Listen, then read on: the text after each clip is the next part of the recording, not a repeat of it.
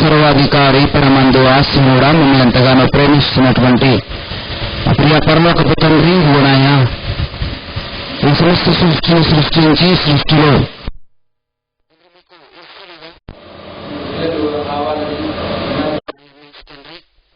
వారి కొరకై సమస్తమును సృష్టించినటువంటి దేవా మీకు స్తోత్రములు తండ్రి.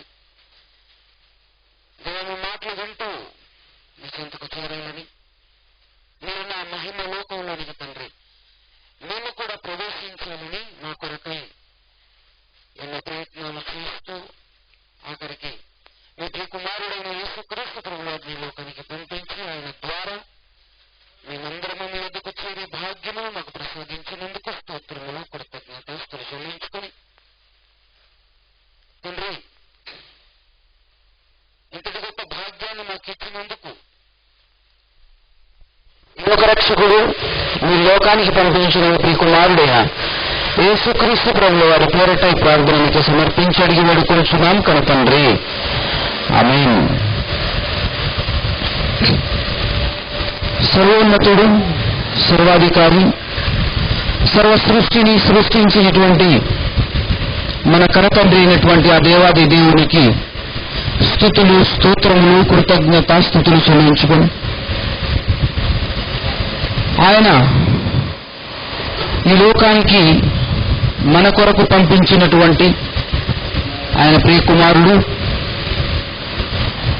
మనందరికీ ప్రభు అయినటువంటి యేసుక్రీస్తు ప్రభుల వారి పేరట ఆయన మాటలు వింటున్నటువంటి మీకు శుభములు, వందనాలు తెలియజేస్తున్నాను. పిల్లలు, ఈ సర్వ ప్రపంచంలో మానవులందరూ ఒకే ఒక మనిషి నుంచి పుట్టుకొచ్చారు. ఆ ఒకే ఒక్క మనిషిని తయారు చేసింది దేవుడు. ఆయన కూడా ఒకడే. ఆ ఒకే ఒక దేవుడు నిర్మించిన ఒక్క మానవుని నుండి ఈరోజు ప్రపంచవ్యాప్తముగా ప్రతి దేశంలోనూ దేశాలుగా ఏర్పడి ప్రతి ప్రాంతములోనూ ఆరిన నేలపైన దాదాపుగా నిండి ఉన్నటువంటి జనాంగం, నిండి ఉన్నటువంటి ప్రజాంగం, వీళ్ళందరూ దేవుని పిల్లలే. పిల్లరా,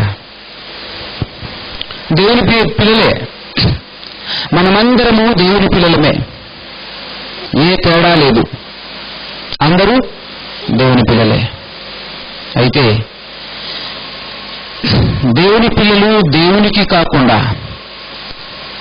దేవుని సంకల్పాన్ని నెరవేర్చకుండా, దేవుని ఆజ్ఞలు పాటించకుండా, దేవుని మాటలను పట్టించుకోకుండా దేవుడు తానే ఈ సర్వసృష్టిని సృష్టిస్తే, ఈ సర్వసృష్టిలో సృష్టించిన ఆయన కొన్ని రూల్స్ అండ్ రెగ్యులేషన్స్ పెడితే, ఆ రూల్స్ అండ్ రెగ్యులేషన్స్ ని మీరి దేవుణ్ణి మరిచి దేవుణ్ణి పట్టించుకోకుండా తమ ఇష్టానుసారముగా బ్రతికి దేవుని చేతి నుంచి,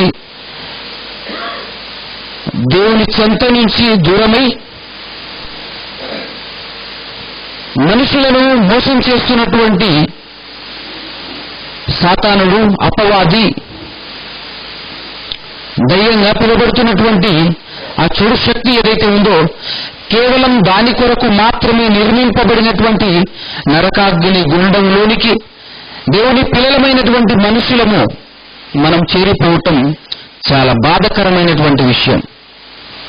దానికి గల కారణం ఏమీ లేదు, కేవలం మనం ఆయన మాటలు వినకపోవటం, మనం ఆయన మాటల ప్రకారంగా బ్రతకకపోవటం.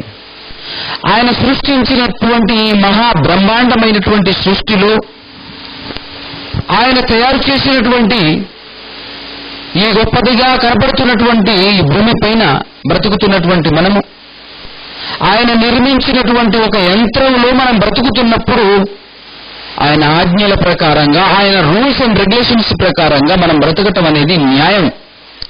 అది న్యాయం కన్నా మించినది, మనకు సబబు, మనకు మంచిది, మనకే శ్రేయస్కరం అది.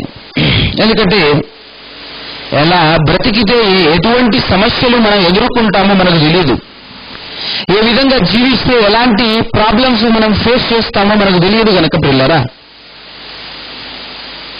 మనకు తెలియని ప్రపంచంలో, మనకు తెలియని ఈ సువిశాల ప్రపంచంలో మనం బ్రతుకుతున్నప్పుడు దేవునికి తెలుసు సమస్తం.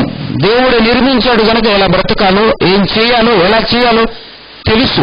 దేవునికి తెలుసు గనక దేవుడే ఎన్నో మాటలు రాయించినా కూడా ఆయన మాటలను పట్టించుకోకుండా ఈ సృష్టికి నిర్మాణకుడు ఒకడు ఉన్నాడన్న సంగతి మరిచిపోయి తమ ఇష్టానుసారముగా తాము బ్రతుకుతూ సర్వనాశనానికి గురవుతున్నటువంటి మానవ జాతి, నిత్య నరకానికి వెళ్ళిపోతున్నటువంటి మానవ జాతిని చూసి తల్లడిల్లిపోయినటువంటి మన కన్నతండ్రి అయిన దేవాది దేవుడు తన ప్రియ కుమారుడైన యేసుక్రీస్తు ప్రభుల వారిని లోకానికి పంపించడం జరిగింది. తన ప్రియ కుమారుడైన యేసుక్రీస్తు ప్రభుల వారిని లోకానికి పంపించడం జరిగింది. పిల్లలు, మన పైన ప్రేమ, మనుషులమైనటువంటి మన పైన ఆయనకున్నటువంటి ప్రేమను ఆయన ప్రియ కుమారుని ద్వారా కనబరిచాడు. ఆయనే డైరెక్ట్ గా ఒకవేళ భూమి మీదకి వస్తే, అనగా దేవుడే భూమి మీదకి రాగలడా రాలేడా అని మనం ఆలోచన చేస్తే పిల్లలు, ఆయన వస్తే మనం తట్టుకోలేం. ఆయన వస్తే భూమి ఇలా ఉండదు. ఎందుకంటే ఆయన చాలా శక్తిమంతుడు. కొన్ని కోట్ల సూర్యుని కంటే వెలుగు అంత కాంతిమంతుడు. కాబట్టి ఆయన ఈ భూలోకంలో రావటం అంటూ జరిగితే మనమందరము భస్మమైపోవటం తథ్యం, మనమందరము కాలిపోవటం ఖాయం. కనుక మనల్ని ప్రేమిస్తున్నటువంటి ఆ దేవాది దేవుడు తానే స్వయంగా వచ్చాడనుకో, ప్రేమించటం కాదు ద్వేషిస్తున్నట్టు అయిపోతుంది. గనక ఆయన రాకుండా మనలను ప్రేమించి ఆయన ప్రియకుమారుడైన యేసుక్రీస్తు ప్రభుల వారిని ఈ లోకానికి పంపించడం జరిగింది. ఆయన ద్వారా ముఖ్యముగా మనం ఏదైతే తప్పు చేస్తున్నామో ఆ తప్పు నుంచి మళ్లించి మనలను ఆ దేవుని చెంతకు చేర్చేలా, ఆ దేవుణ్ణి మనం విశ్వసించేలా, ఆ దేవుణ్ణి మనం పూజించేలా, ఆ దేవుణ్ణి మనం ఆరాధించేలా మనలను మానవ జాతిని దేవుని వైపుకు మళ్లించిన దేవుని కుమారుడు. మానవ జాతిని దేవుని వైపుకు మళ్లించాడు. ఎవరు? దేవుని కుమారుడు. దేవుని గురించి తెలిపింది ఆయనే. దేవుడు సత్యవంతుడు అని చెప్పింది ఆయనే. ఆ సత్యవంతుడైనటువంటి దేవాది దేవుని గురించి మీకు తెలియజేయడానికి వచ్చిన దేవుని కుమారుణ్ణి నేనే అని చెప్పింది ఆయనే. ఒక 2 వచనాలు చదువుకున్నాం ప్రియులారా. యోహాను పత్రికలో ఉంటుంది 5వ అధ్యాయంలో 20వ వచనంలో మొదటి మాట ఒక్కసారి చదవండి.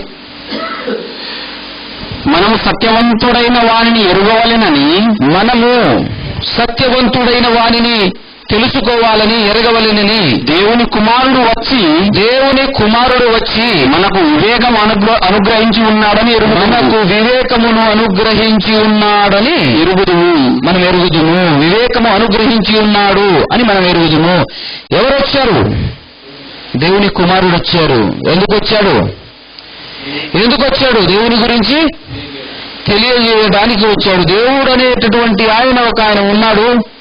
మరిచిపోయి బ్రతకకండి. ఈ ప్రపంచం దేవుని సృష్టి, దేవుడు సృష్టించాడు. ఆయన సృష్టించినటువంటి ఈ సృష్టిలో మీరు బ్రతుకుతున్నప్పుడు ఆయన గురించి తెలుసుకోవాల్సినటువంటి అవసరం ఎంతైనా ఉంది. తెలుసుకోకపోతే నష్టం మీకే అని ఆయన గురించి మనకు తెలియజేయటానికి వచ్చి, ఇంకా అర్థం చేసుకోవటం కోసం మనలను తెలివిని అనుగ్రహించాడు. మనకు తెలివిని అనుగ్రహించాడు. తెలివి లేక అంధకారం అలుముకున్న హృదయంతో మనం ఈ లోకంలో బ్రతుకుతున్నప్పుడు అంధకారాన్ని తీసేసి తెలివిని అనుగ్రహించి మనలను వెలుగులో నడిపించిన ఆయన, ఈ లోకానికి వెలుగు ఆయన యేసుక్రీస్తు ప్రభువారి ప్రియులారా. ఆయనను పంపించింది ఎవరు అన్నప్పుడు దేవుడు. ఒక్కసారి ఇదే పత్రికలో 4వ అధ్యాయంలో ఒక మాట చూద్దాం మనం.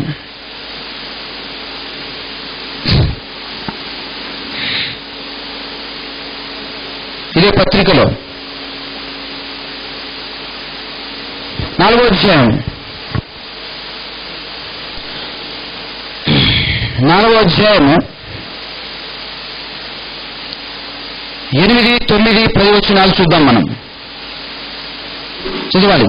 దేవుడు ప్రేమస్వరూపి. దేవుడు ప్రేమ స్వరూపి. ప్రేమ లేని వాడు దేవుణ్ణి ఎరుగడు. దేవుడు ప్రేమ స్వరూపి అనగానే ఒకటి నీకు పైన దానికి అర్థం కిందేమి ఇచ్చాడు చూడ ఒకసారి. దేవుడు ప్రేమయై ఉన్నాడు.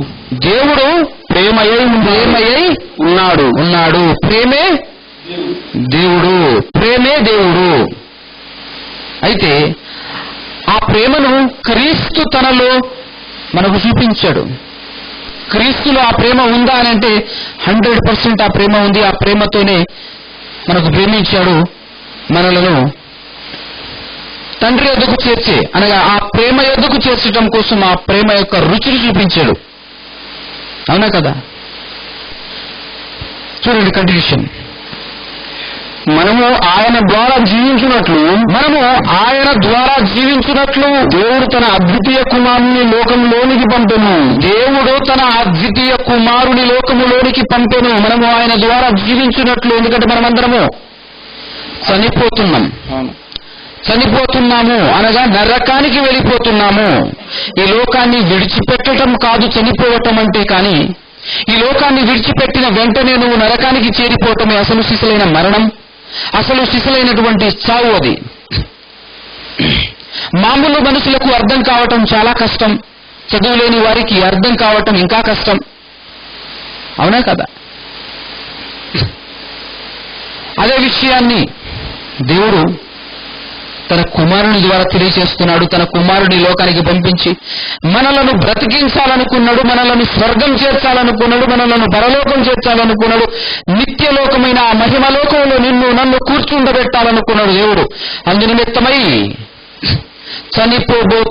చనిపోతున్నటువంటి మన కొరకై తన ప్రియ కుమారుని పంపించటం జరిగింది. తన అద్వితీయ కుమారుని పంపించటం జరిగింది. ఆయన ద్వారా మనము జీవించినట్లు దేవుడు తన అద్వితీయ కుమారుని లోకములోనికి పంపెను. దీని వలన దేవుడు మన యందుంచిన ప్రేమ ప్రత్యక్షపరచబడెను. ఎలా ప్రత్యక్షపరచబడెను అనంటే క్రీస్తులా దేవుడే ప్రేమ అయితే ఆ ప్రేమను క్రీస్తు ద్వారా కనబరిచాడు. అవునా కదా? దేవుడే ప్రేమ అయితే దేవుడు మనలను ఎంతగా ప్రేమిస్తున్నాడో, మన పైన దేవునికున్న ప్రేమ, యేసుక్రీస్తు ప్రభుల వారు మన పైన దేవునికి ఉన్న ప్రేమ యేసుక్రీస్తు ప్రభుల వారు ప్రియులారా మనకు చాలా క్లియర్గా అర్థమవుతుంది అనుకుంటా కదా? దేవుడు వేరు, యేసుక్రీస్తు వేరు. చాలా చక్కగా మనకు అర్థమవుతుంది. దేవుడే స్వయంగా ఈ లోకానికి రాలేదు కానీ ఆ దేవుడు తన ప్రియ కుమారుని లోకానికి పంపించాడన్న సంగతి మాత్రం మనకు అర్థమవుతుంది. అలాగే ఆ ప్రియ కుమారుణ్ణి చూపించాడు దేవుడు. ఏమని? నరులారా, మనుషులారా, మీపైన నాకెంత ప్రేమ ఉందో ఆ ప్రేమను మీకు కనబరుస్తున్నాను, ప్రత్యక్షపరుస్తున్నాను. మనుషులైన మీపైన నాకున్న ప్రేమ క్రీస్తు బలియాగం, క్రీస్తును బలివ్వటం, క్రీస్తును పంపించటం చూడండి ఒక్కసారి అని చెప్పాడు. చదవండి కండిషన్. ప్రియులారా, దీనివలన దేవుడు మన యందుంచిన ప్రేమ ప్రత్యక్షపరచబడెను. మనము దేవుణ్ణి ప్రేమించితిమని కాదు, తానే మనలను ప్రేమించి, దేవుడే తానే మనలను ప్రేమించి మన పాపములకు ప్రాయశ్చిత్తమై ఉండుటకు, తానే మనలను ప్రేమించి మన పాపములకు ప్రాయశ్చిత్తమై ఉండుటకు తన కుమారుణ్ణి పంపెను. ఇందులో ప్రేమ ఉంది. ఎంత చక్కగా ఉంది చూసారా? ఇందులో ప్రేమ ఉన్నది.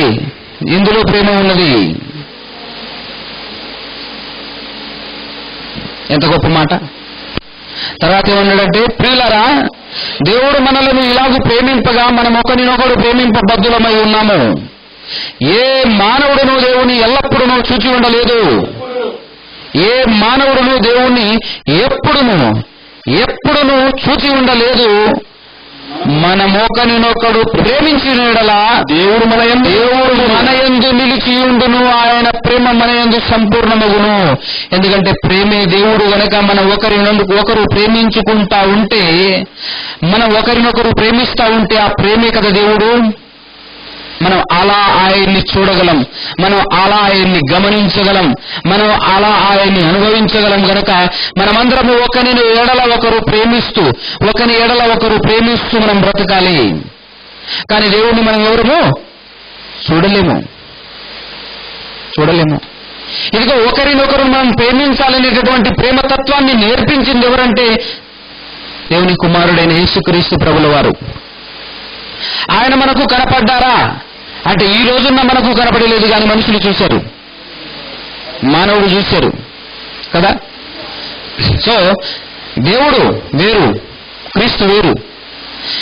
దేవుడు పంపించిన దేవుని కుమారుడు క్రీస్తు కూడా దేవుడు కాదు. క్రీస్తే దేవుడు కాదు, క్రీస్తు కూడా దేవుడు కాదు. ఈరోజు ప్రపంచాన్ని తప్పుదారి పట్టించి సత్యాన్ని అర్థం చేసుకోకుండా చేస్తున్నటువంటి దుర్మార్గులు చాలా మంది ఈ ప్రపంచంలో ఉన్నారు. ఎప్పటి నుంచో సత్యాన్ని అసత్యంగా ప్రకటిస్తూ ఈరోజు ఆ క్రీస్తును ఎవరైతే పంపించారో ఆ దేవునికి వ్యతిరేకంగా మారి ఇద్దరు దేవుళ్ళుగా, ముగ్గురు దేవుళ్ళుగా ప్రకటిస్తున్నటువంటి వారు చాలా మంది అయిపోయారు. ఈరోజు దేవుడు ఏదైతే చెప్పాడో అనేకులు తయారవుతారు నాయన అన్నట్టుగా అనేకులు తయారయ్యారు. ప్రియులారా, అనేకులు తయారయ్యారు. తిరిగి వాళ్ళు మాట్లాడే మాట ఏంటో తెలుసా? గుంపు ఎక్కువ వాళ్ళదే ఉంది గనక ఆ గుంపంతా అరుస్తున్న అరుపేంటో తెలుసా? యేసుక్రీస్తుని దేవుడు కాదంటున్నారు వీళ్ళే క్రీస్తు విరోధులు, యేసును దేవుడన్న వాళ్లే క్రైస్తవులు అని అంటున్నారు. నువ్వు ఎక్కడ చూసినా క్రీస్తును దేవుణ్ణి చాలా చక్కగా విడదీస్తూ ప్రతి మాటలోనూ మనకు అర్థమవుతూ దేవుడు పంపించిన దేవుని కుమారుడుగాను ఎంత చక్కగా మనకు ప్రతిరోజు మనం చదువుతున్నటువంటి మాటలలోనూ బైబిల్లో ఎక్కడ చదివినా ఏ అధ్యాయం తీసుకున్నా కూడా ఎంతో చక్కగా మనకు అర్థమవుతుంది. పిల్లారా, ఏ అధ్యాయం ఒక కాన్సెప్ట్ మొత్తం తీసుకొని సందర్భానుసారంగా చూస్తే మనకు చాలా చక్కగా అర్థమవుతుంది. కానీ మోసగాళ్ళు ఎక్కువైపోయారు, మోసం చేసేవారు ఎక్కువైపోయారు. దానివల్ల ఒక్క వచనం వాళ్ళకు చాలు, ఒక్క వచనం పట్టుకుంటారు, కింద పైన చూడరా, దాని అర్థం దాని భావం గ్రహించరా. వాళ్ళకు అవసరం లేదు, మోసం చేసే వాళ్ళకి అదంతా ఎందుకు. వాళ్లే మనలను ఏమంటారు తెలుసా? మళ్ళీ దొంగలం అంట. మనం చిన్నప్పటి నుంచి విన్నాను, దొంగలకు చెప్పు దొరికినా లాభమేట, దొంగలకు చెప్పు దొరికినా లాభమేనట అని విన్నాను నేను చిన్నప్పటి నుంచి. అయితే పిల్లరా, వీళ్ళకు కూడా ఇంతే ఉంది. వాళ్ళకు ఒక వచనం దొరికినా లాభమే, వీరికి ఒక వచనం దొరికినా లాభమే. ఇంకా ఆ వచనం పట్టుకొని ఊగిపోతుంటారు ఏకంగా ఉద్రేకంతో. ఆ వచ్చిన భావం ఏంటి, ఆ వచ్చిన యొక్క సందర్భం ఏంటి, పైన కింద చదివి అధ్యాయం మొత్తం చదివి అర్థం చేసుకునేటటువంటి విధానం తెలిసినా చెప్పరు. నమ్మక ద్రోహం చేస్తుంది వీళ్ళు. మరలా మా వాయిస్ ఎక్కువ లేస్తుంది గనక, మా గొంతు ఎక్కువ వినిపిస్తుంది గనక, మమ్మల్ని నమ్మేవారు గుంపు ఎక్కువగా ఉన్నారు గనక ఆ గుంపును బట్టి ఎలా అతిశయిస్తుంటారో ఈరోజు మీరు వింటారు. వాళ్ళు గుంపును బట్టి ఎలా అతిశయిస్తున్నారు, ఆ గుంపును బట్టి మాదే నిజమనుకోరు ఎలా అయితే వెర్రవీగుతున్నారో మీకు అర్థమవుతుంది. ఈరోజు రీసెంట్ గా నేను తుంగపాడులో ఒక పాఠం చెప్పాను. పూజార్హులు ఎందరు, ఎందరు పూజార్హులు ఎవరు ఎందరు అని చెప్పినప్పుడు ఆ పాఠంలో చాలా చక్కగా వచనానుసారముగా మరి ఎవరైనా కాదంటే వచనానుసారంగా కాదనగలిగేవారు నిలబడాలి. మన నెంబర్లు, ఫోన్ నెంబర్లు కూడా మనం ఇచ్చి ఉన్నాం కదా, మరి ఫోన్ చేసి అడగాలి, ఇదిగో ఈ వచనం ప్రకారంగా అది తప్పు అని అడగగలగాలి. ఒట్టిగానే కామెంట్లు పెట్టడం కాదు. అవునా, చేతగానోళ్ళు, బైబిల్ తెలియనోళ్ళు చేసేటటువంటి పని అది. అలాంటి పని చేయొద్దు. వాక్యాన్ని చూపించు. వాక్యానికి ఎప్పుడు తలదించే మనసు మాది. వాక్యానుసారంగా నడిస్తేనే మనం యేసుక్రీస్తును మహిమపరిచినట్టు, గణపరిచినట్టు, వాక్యానుసారంగా మనం బ్రతికితేనే దేవుణ్ణి పూజించినట్టు, ఆరాధించినట్టు అన్న సంగతిని ఆ పాఠంలో చెప్పాను నేను. దేవుణ్ణి ఎలా పూజించాలి, దేవుణ్ణి ఎలా ఆరాధించాలి అన్నప్పుడు ప్రియులారా, యేసుక్రీస్తును వెంబడించటం, యేసుక్రీస్తులా బ్రతకటం, యేసుక్రీస్తు ఎలా బ్రతికి చూపించాడో అలా బ్రతకటమే దేవుణ్ణి పూజించటం, దేవుణ్ణి ఆరాధించటం. అట్ ద సేమ్ టైం క్రీస్తును మహిమపరచటం, ఘనపరచటం కూడా అవుతుంది. అది క్రీస్తును వెంబడించటం అనేది. ఇది అర్థం కాక అపార్థం చేసుకుని ప్రపంచాన్ని తప్పు తోవలో పట్టించి చివరికి నరకాన్ని పంపించే ప్రయత్నం అంతా ఇంత కాదు చేస్తున్నది. భయపెట్టేయటం కోసం అరుస్తున్నటువంటి అరుపులు మామూలుగా లేదు ప్రియులారా. దేవుడు ఒక్కడే, పూజారుడు ఒక్కడే అని అన్నప్పుడు వాళ్ళు మాట్లాడుతున్నారు, పూజారులు ఇద్దరు, దేవుళ్ళు ఇద్దరు అని మాట్లాడుతూ, ఇదిగో యేసుక్రీస్తును కూడా పూజారుడు అని చూపించటం కోసం వాళ్ళు చూపించేటటువంటి వచనాలు చూపిస్తాను. ఒక్కసారి ఈరోజు చూడండి మీరు. యేసుక్రీస్తు ప్రభుల వారు ఈ లోకానికి పుట్టినప్పుడు, ఈ లోకంలోనికి వచ్చినప్పుడు, ఎవరి ద్వారా అయితే ఈ లోకానికి ఆయన వచ్చాడో, ఏ జనాంగంలో ఆయన అయితే పుట్టాడో, ఏ జనాంగంలో పుట్టాడు ప్రియులారా? ఇశ్రాయేలీలు, యూదులు కదా. ఆ యూదులకు దేవుడు దాదాపుగా 2000 సంవత్సరాల కాలం నుంచి చెప్పుకుంటూ వస్తున్నాడు, నా ప్రియకుమారుని పంపిస్తున్నాను, నా సేవకుణ్ణి పంపిస్తున్నాను, మెస్సీయను పంపించబోతున్నాను, మెస్సీయను పంపించబోతున్నానని ఎప్పటి నుంచో ఆ జాతిలో, యూదా జాతిలో, ఇశ్రాయేలీయులు అనేటటువంటి ఆ జనాంగంలో ఉన్నటువంటి వారికి, వారిలో ఉన్నటువంటి వారిని ప్రవక్తలుగా ఏర్పాటు చేసుకుని ఆ ప్రవక్తల ద్వారా ఎన్నో వచనాలు రాయించాడు. ఎప్పుడు పుడతాడో చెప్పాడు, ఎలా పుడతాడో చెప్పాడు, ఎక్కడ పుడతాడో కూడా చెప్పాడు. ప్లేస్, టైం అండ్ ఎవరికి పుడతాడు, విధానం కూడా చెప్పాడు. అలా చెప్పినప్పుడు వాటన్నిటిని గ్రంథస్థం చేసి వ్రాయించాడు కూడాను పాత నిబంధన గ్రంథం ధర్మశాస్త్రంలో. అయితే ఆ ధర్మశాస్త్రాన్ని చేతపట్టుకున్నటువంటి ఆ యూదులు, ఇశ్రాయేలీయులు గమనించలేకపోయారు, పట్టించుకోలేదు, అర్థం చేసుకోలేకపోయారు, అపార్థం చేసుకున్నారు. అయినను వాళ్ళు ఏమనుకున్నారో తెలుసా? మేమే శాస్త్రులము, మేము పరిచయులము, అనగా మా చేతిలో గ్రంథం ఉంది, మాకంతా తెలుసు, మా చేతిలో గ్రంథం ఉంది, అణువణువు మాకు తెలుసు అని అనుకుని వెర్రవిగారు ఆనాడున్నటువంటి వాళ్ళు. కానీ క్రీస్తును గమనించలేకపోయారు, గుర్తుపట్టలేకపోయారు, ఆయన రాకడను వాళ్ళు గుర్తించలేకపోయారు. కానీ వారు చెదిరిపోయినప్పుడు వారి వలన వినినటువంటి అన్యులు, దేవుడెవరో తెలియని వారు, వారి ద్వారా కొన్ని సంగతులు విని, ఈ విషయాలు విని వాళ్ళు గమనించి తూర్పు దేశము నుంచి కొంతమంది వస్తారు. ముగ్గురు కాదు, ఎంతమంది వచ్చారనేది తెలియదు కానీ కొంతమంది వచ్చారు. కొంతమంది వచ్చేసి క్రీస్తును, ఇదిగో మెస్సియా, యూదులకు రాజుగా పుట్టబోయేవాడు పుట్టాడు, పుట్టినట్టుగా మాకు చిహ్నాలు కనపడ్డాయి కనుక మేము వచ్చాము అని చెప్పేసి యూదా దేశానికి వచ్చి యెరూషలేములో ఉన్నటువంటి రాజు, ఆనాడున్నటువంటి హేరోదును అడగగా, యూదులకు రాజు పుట్టినవాడు ఎక్కడ ఉన్నాడు అని చెప్పేసి అడిగారు. వారిని బైబిల్ ఏమని బోధించిందో తెలుసా? మత్తయి సువార్త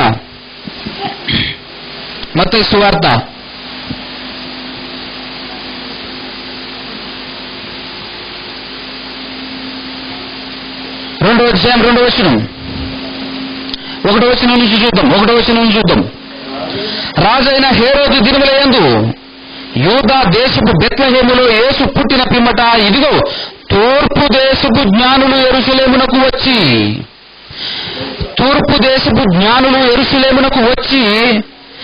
యూదుల రాజుగా పుట్టిన వాడెక్కడ ఉన్నాడు?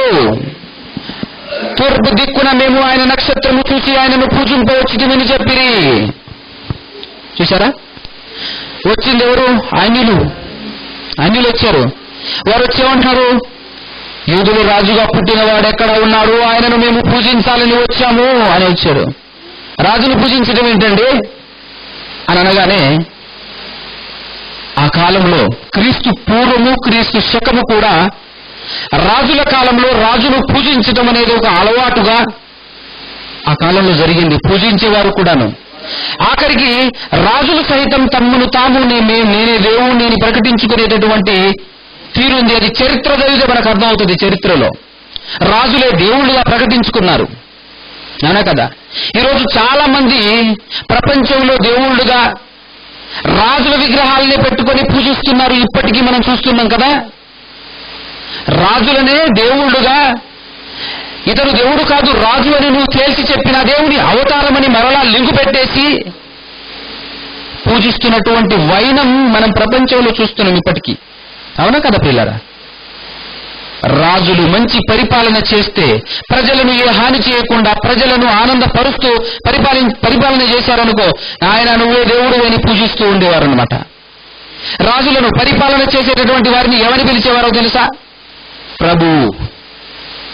సెలవయ్యండి ప్రభు అని తల ఉంచి మరి తల దించి మరి నమస్కరిస్తూ దండం పెడుతూ మొక్కుతూ పూజిస్తూ ఉండేవారు. అది ఆనాటి ఆనవాయితీ, రాజులను పూజించే ఆనవాయితీ. అది ఎప్పటి నుంచో ఉంది. చరిత్రను అడిగితే చెబుతుంది మనకు. కాబట్టి అదే పద్ధతి ప్రకారంగా గ్రంథం తెలియని వారు, అన్యులు వచ్చారు. వారిని ఇక్కడ జ్ఞానులు అని ఎందుకు సంబోధించడం జరిగిందో తెలుసా? క్రీస్తు రాకను గమనించగలిగారు కనుక జ్ఞానులు. చేతిలో గ్రంథమున్నా గమనించలేని వాళ్ళు వీళ్ళు జ్ఞానులు కాదు. నిజానికి జ్ఞానులు వీళ్ళవ్వాలి, కానీ వీళ్ళని జ్ఞానులని ఎందుకు చెప్పలేదంటే, చేతిలో ఆధారం ఉన్నా గమనించలేకపోయారు. క్రీస్తు రాకడము గుర్తుపట్టలేకపోయారు. కానీ ఏమీ లేకున్నా గుర్తుపట్టి వచ్చారు. చూసావు? అది వాళ్ళు జ్ఞానులు. అందుకు జ్ఞానులు అని బోధించింది. అయితే వారు వచ్చారు. వచ్చిన తర్వాత గమ్యం చేరారు, కనుగొన్నారు, రాజును గుర్తుపట్టారు. గుర్తు అంటే నక్షత్రం నడిపించింది రాజున్న ఇంటికి. దగ్గర 2 సంవత్సరాలు పుట్టిన తర్వాత 2 సంవత్సరాలకు వీళ్ళు చేరటం జరుగుతుంది. ఆ పుట్టిన ఆ యూదుల రాజు యేసుక్రీస్తు ప్రభుల వారి యొక్క ఇంటికి చేరటం జరుగుతుంది. తర్వాత 2వ అధ్యాయం 10-11 చూడండి. వాళ్ళు వచ్చి ఏం చేశారో, ఇంటికి చేరి ఏం చేశారో చూడండి. వారు ఆ నక్షత్రమును చూచి అత్యానంద భరితులై ఇంటిలోనికి వచ్చి తల్లి అయిన మరియను ఆ శిశువును చూచి సాగిలపడి, 1వ పదం సాగిలపడ్డారట. ఆయనను పూజించి, నెక్స్ట్ 2వ పదం పూజించి, రైట్, పెట్టెలు విప్పి బంగారమును సాంబ్రాణిని గోళమును కానుకలుగా ఆయనకు సమర్పించిరి. ఇదిగో ఈ వచనాన్ని చూపిస్తారు. ఇదిగో తూర్పు దేశపు జ్ఞానులు ఆయనను పూజించారు. కాబట్టి ఆయన పూజార్హుడే అని చెప్తున్నారు. వాళ్ళకు గ్రంథం తెలుసా? తెలీదు. వాళ్ళెవరు? అన్యులు. వాళ్ళకు తెలియని విషయం ఏంటో తెలుసా? ఒక్కసారి స్పీడ్గా నిర్గమకాండం 20వ అధ్యాయం 4వ వచనం చదవాలి మీరు. నిర్గమకాండం 20వ అధ్యాయం. పైన ఆకాశమందే గాని క్రింద భూమి ఎందే గాని భూమి కింద నీళ్ల ఎందే గాని ఉండు దేని రూపమునైనను విగ్రహమునైనను నీవు చేసుకొనకూడదు. వాటికి సాగిలపడకూడదు. వాటికి ఏం చేయకూడదు? సాగిలపడకూడదు. వాటిని పూజింపకూడదు. ఎలైనగా ఇది వాళ్ళకి తెలియదు. ఇది తెలుసా వాళ్ళకు? ఇది వాళ్ళకు తెలియదు. గ్రంథంలో రాయబడిన మాట ఇది తెలియదు. ఇంకా కొత్త నిబంధనకు వస్తే ప్రియులారా, కొత్త నిబంధనలో వచ్చేసిన తర్వాత రోమాపత్రిక ఒక మాట చదవండి. రోమాపత్రిక 1వ అధ్యాయం 23వ వచనం అనుకుంటా. వారు అక్షయుడగు దేవుని మహిమను, వారు అక్షయుడగు అంటే నాశనమే లేని దేవుని మహిమను, నాశనం కాని క్షేమము మనుషుల యొక్కయు, నాశనమైపోయేటటువంటి అంతమైపోయేటటువంటి శరీరాకారం, మనుషుల యొక్కయు పక్షుల యొక్కయు చతుష్పాద జంతువులు అంటే 4 కాళ్ళు కలిగినటువంటి జంతువుల యొక్కయు, పురుగుల యొక్కయు ప్రతిమా స్వరూపముగా మార్చేశారు. అంటే ఆ రూపాలను పూజించటం, దండం పెట్టడం అనేది తప్పు. పూజించటం తప్పు అన్న సంగతి బైబిల్ ఎంత చక్కగా చెబుతుంది, అవునా కదా?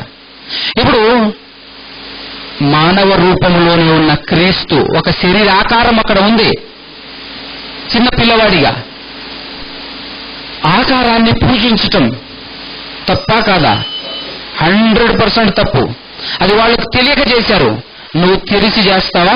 అదే చూపించి నువ్వు కూడా చేస్తావా? వాళ్ళు తెలియక చేశారు. ఇంకా పూజించటం అంటే ఎంతసేపు చేశారు? పూజించటం అంటే ఎంతసేపు చేయాలి? దేవుణ్ణి పూజించాలా, ఆరాధించాలా? దేవుణ్ణి పూజించాలి అని అనుకుంటే 24 గంటలు చచ్చేంత వరకు చేసేది ఆరాధన, లేదంటే నువ్వు అనుకుంటే పూజ. కానీ గంట సేపు చేసి వచ్చేది పూజ కాదు, అవునా కదా? ఆ సబ్జెక్ట్ లో చెప్పాను పార్ట్ 1 వింటే ఇది చాలా చక్కగా అర్థమవుతుంది. పార్ట్ 1లో ఏం చెప్పానో తెలుసా? పూజించటం అంటే, ఆరాధించటం అంటే దేవుని ఆజ్ఞలు గైకొనటం, ఆయన ఆజ్ఞల ప్రకారంగా నడవటం. ఆయన ఆజ్ఞల ప్రకారంగా నేను గంట సేపు నడుస్తా, తర్వాత నడవను అంటావా? ఆయన ఆజ్ఞల ప్రకారంగా నేను ఒక్కరోజే నడుస్తాను, ఒక పూటే నడుస్తాను అని అంటావా? ఒక 5 నిమిషాలే ఆయన ఆజ్ఞను పాటిస్తాను, తర్వాత పాటించను అంటావా? ఆయన ఆజ్ఞల ప్రకారంగా బ్రతకటమే ఆయనను పూజించుట, ఆయన ఆజ్ఞలను గైకొనుటయే ఆయనను ప్రేమించుట అన్న సంగతి బైబిల్ కూడా చెప్పింది. అది ఆ రోజు నేను చూపించాను. అంటే ఇప్పుడు క్రీస్తు దగ్గరకు వచ్చేసి మహా అంటే ఒక రోజు అనుకో, అది పూజించడం అవుతుందా? అది పూజించడం అవుతుందా? అది ఆరాధించడం అవుతుందా? అది ఏమవుతుందో తెలుసా? విగ్రహ పూజ అవుతుంది. విగ్రహాలనే కదా ఈరోజు ప్రపంచంలో మనం చూస్తున్నాం, మన కళ్ళ ముందు విగ్రహాలనే కదా. 5 నిమిషాలు, 10 నిమిషాలు, గంట సేపు ఏదో వాళ్ళకు తెలిసిన పూజ, కొన్ని కార్యక్రమాలు చేస్తూ ఆ పూజ అయిపోయిందా అంటే అయిపోయింది అని ముగించుకొని పక్కకు వచ్చేస్తారు. కానీ దేవునికి చేయాల్సినటువంటి పూజ ఇది కాదు కదా. దేవుణ్ణి ఆరాధించాల్సినటువంటి ఆరాధన ఇది కాదు కదా. ముందు నుంచొని ఒక ఆకారం పెట్టుకోవడానికి దేవుడు ఏమైనా ఆకారం కలిగినటువంటి వాడా? నిరాకారుడు, ఆకారం లేనివాడు. కాబట్టి నువ్వు ఆయన్ని పూజించాలి, ఆయన్ని ఆరాధించాలన్నప్పుడు నువ్వేం చేయాలో తెలుసా? ఆయన ఆజ్ఞలు గైకొని పర్ఫెక్ట్ గా ఆయన ఆజ్ఞల ప్రకారంగా నడవాలి. ఎలా నడవాలి అన్నప్పుడు నీకు ఎవరికి తెలియదు గనక ఒక ఆయన్ని చూపించాడు. ఆయన దేవుడు ఒకరిని చూపించాడు. ఆయన ఎవరో తెలుసు? యేసుక్రీస్తు ప్రభువు వారిని ఆధారంగా చూపించాడు, మనకు మాదిరిగా చూపించాడు, మన ముందు నడిచాడు. ఆయన అచ్చం సేమ్ టు సేమ్ అలా బ్రతకటమే దైవ భక్తి కలిగి బ్రతకటం. అలా బ్రతకటమే పూజించటం, అలా బ్రతకటమే దేవుణ్ణి ఆరాధించటం అని మనకు మాదిరి చూపించాడు క్రీస్తును. మనకు మాదిరి ఎలా పూజించాలో, యేసుక్రీస్తు ఎలాగైతే పూజించాలో, ఎలాగైతే దేవుణ్ణి ఆరాధించాడో అలాగే నువ్వు కూడా ఆరాధించు అని చెప్పేసి మనకు మాదిరి చూపిస్తే, ఏ వచనాన్ని చూపించి యేసుక్రీస్తును కూడా పూజించాలి అనటం ఎంత తప్పు, ఎంత పాపం. ఇది నీకు తెలియదా? బైబిల్ నీకు తెలియదా? ఇదంతా కావాలని తెలిసి చేస్తున్నావా? బైబిల్లో వ్రాయబడిన ప్రకారంగా కొంతమంది మోసగాండ్రకు పనివారు వచ్చి మీ వలన లాభం సంపాదించుకుంటారు అన్నట్టుగా లాభం సంపాదించుకునే ప్రయత్నం ఏమన్నా చేస్తున్నారా? కోట్లు కోట్లు దోచుకునే ప్రయత్నం ఏమైనా చేస్తున్నారా? లగ్జరీ లైఫ్ అనుభవించాలనుకుంటున్నారా? కోటలు కట్టుకోవాలనుకుంటున్నారా? అలాంటి ఆలోచనలు ఉంటేనే ఇలాంటి పనులు చేస్తారు. ఉన్నా కూడా బైబిల్ని తప్పుదారి పట్టించేటటువంటి ప్రయత్నం చేస్తారు. ప్రియులారా, పూజించటం, ఇక్కడ రాయబడిన ఈ వచనాన్ని నువ్వు చూపించకూడదు. ఈ వచనానికి అర్థం, దాని భావం నీకు తెలియాలి. మీకు తెలియాలి. ఎవరు దేవుడు ఉన్నది ఉన్నట్టుగా తేడా లేకుండా ఏం జరిగిందో కూడా రాయించాడు. అవునా కదా? ఆఖరికి లోతు గారి కుమార్తెల విషయంలో జరిగింది కూడా, అరే ఇది రాయకుండా ఉంటే బాగుంటది కదా అని చెప్పలేదు, రాయించాడు మనకు బుద్ధి కలగటం కోసమే. అలాగే వాళ్ళు చేసింది తప్పే అయినా రాయించాడు. ఇక్కడ జ్ఞానులు చేసింది తప్పే అయినా రాయించాడు.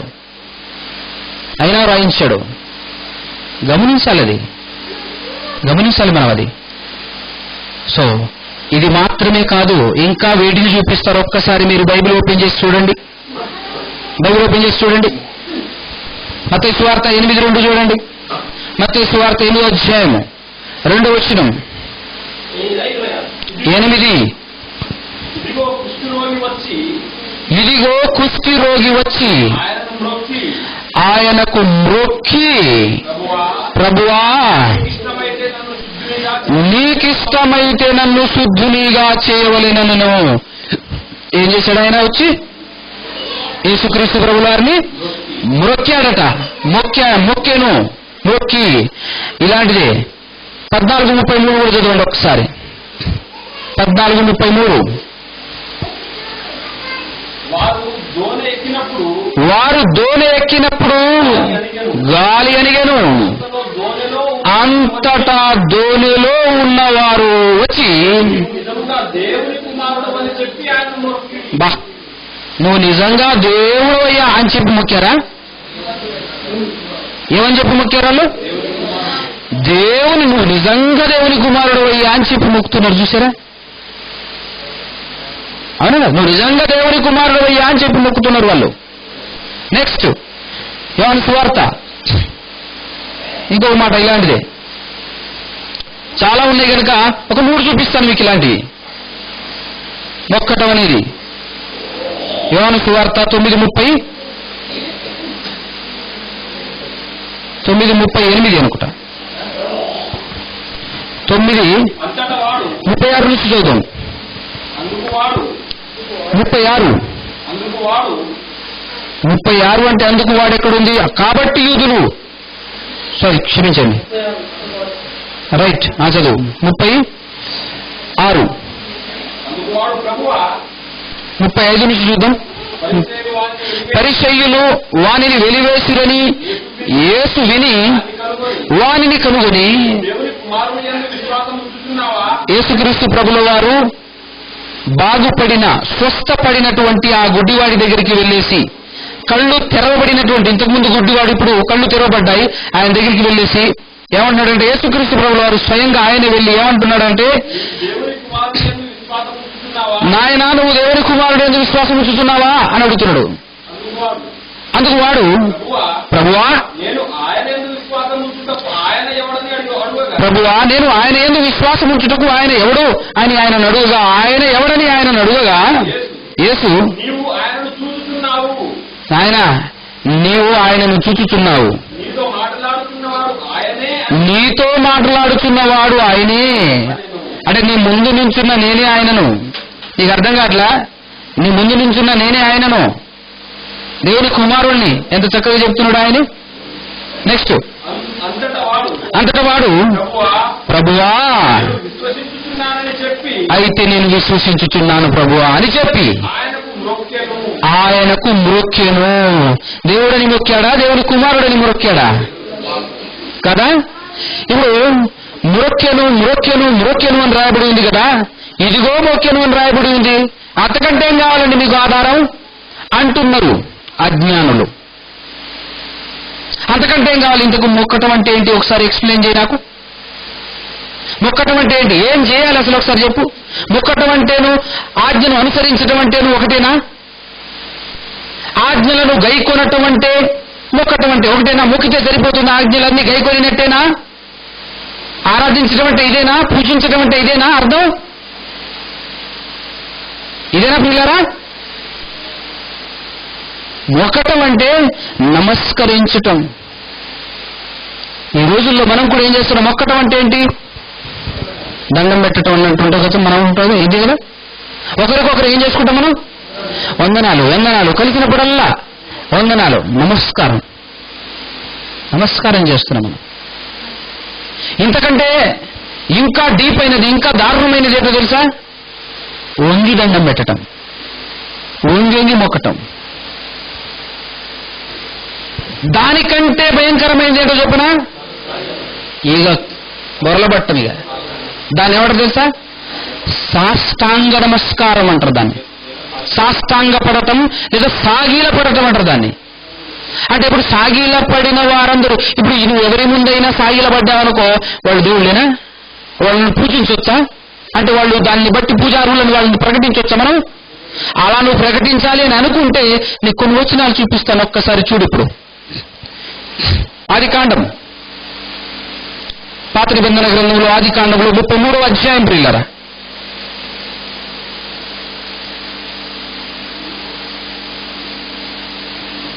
ఆదికాండం 33వ అధ్యాయము 7వ వచనం, 6వ వచనం నుంచి చూద్దాం. అప్పుడు ఆ దాసీలును వారి పిల్లలను దగ్గరకు వచ్చి సాగిలపడి. ఇందుకు సాగిలపడుతుంది ఎవరినో తెలుసా? ఏశావుకు. ఏశావు ఎవరు? ఇస్సాకు కుమారుడైన ఏశావు, యాకోబు, ఇద్దరు కుమారులు కదా ఆయనకు. ఇస్సాకుకు ఆయనలో పెద్దవాడు కాని పెద్దవాడు, అవునా?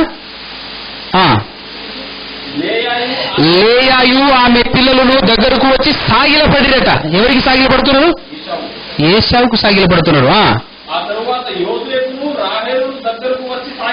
ఆ తర్వాత యోసేపును రాహేలును, యోసేపు కూడా వచ్చేసాడు. ఇది యోసేపును రాహేలును దగ్గరకు వచ్చి సాగిలపడిరి. తర్వాత 8వ వచనం, ఏశావు ఏమంటున్నాడంటే, ఇదిగో యాకోబు తన మామ ఇంటి నుంచి తిరిగి వస్తున్నప్పుడు, సందర్భం మీకు తెలుసు అనుకుంటాను, చిన్న జ్ఞాపకం చేస్తాను. తిరిగి వస్తున్నప్పుడు తన అన్న అయినటువంటి ఏశావు విన్నాడు తిరిగి వస్తున్నాడని. అయితే ఎదుర్కొనడానికి వస్తుంటే ఈయన భయపడ్డాడు. ఎందుకు భయపడ్డాడు తెలుసు? అసలే మోసం చేసి వచ్చేసాను నేను. ఈ నాల నుంచి ఆ పగ రగిలి కక్ష పెరిగి ఏ రేంజ్ లో ఉన్నాడేమో, చంపటానికే వస్తున్నాడేమో ఏకంగా అని చెప్పేసి ఆయన్ని కూల్ చేయటం కోసం ఏం చేస్తాడు తెలుసా?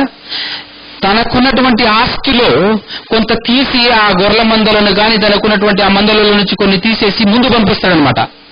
ఆయన రాగానే ఈ మందలు నీకే గిఫ్ట్ గా ఇస్తున్నానని చెప్పండి, నీ దాసుడు నీ సేవకుడైనటువంటి యాకోబు గారు పంపించారు నీకు ఇవ్వటానికి అని మీరు చెప్పండి అని చెప్పేసి ముందు కొంత గుంపును పంపించాడనమాట.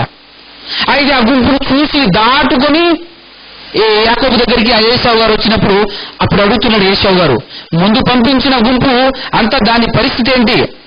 8వ వచనం, ఏశావు అడుగుతున్నాడు, నాకు ఎదురుగా వచ్చిన ఆ గుంపంతయు ఎందుకని అతడు అడుగగా అప్పుడు యాకోబు గారు మాట్లాడుతున్నాడు, అతడు నా ప్రభువు కటాక్షము నా మీదకి వచ్చుటకే అని చెప్పను. ఎవరట ఈ ప్రభు? ఏశావట. ప్రభు. ఏశావుతో ఏం మాట్లాడుతున్నాడు? ప్రభు. అంటే ఇప్పుడు ఆయన ప్రభు అందామా? ప్రభు కటాక్షము అంటే కృప, నీ కృప నా మీద ఉండాలని ప్రభువా అని మాట్లాడుతున్నాడు. సాగిల పట్ట ఒక వంతు, తర్వాత ప్రభు అని అంటున్నాడు ఇంకొక వంతది. నెక్స్ట్, అప్పుడు ఏశావు, సహోదరుడా నాకు కావలసినంత ఉన్నది నీది నీవే ఉంచుకొని చెప్పాను. అప్పుడు యాకోబు, అట్లు కాదు, నీ కటాక్షము నా మీద ఉన్న ఎడల చిత్తగించి నా చేత ఈ కానుక పుచ్చుకొనుము, దేవుని ముఖము చూసినట్లు నీ ముఖము చూసి తిని అంటున్నాడు. చూసారా? అనా కదా, దేవుని ముఖం చూసినట్టు చూసి తిని అంటే దేవుడేనా? అంటే ఇప్పుడు ఏశావు గారు దేవుడా? యేసుక్రీస్తు ప్రభువులారు అంటారండి, నన్ను చూస్తే దేవుడిని చూసినట్టు కాదా అంటాడు.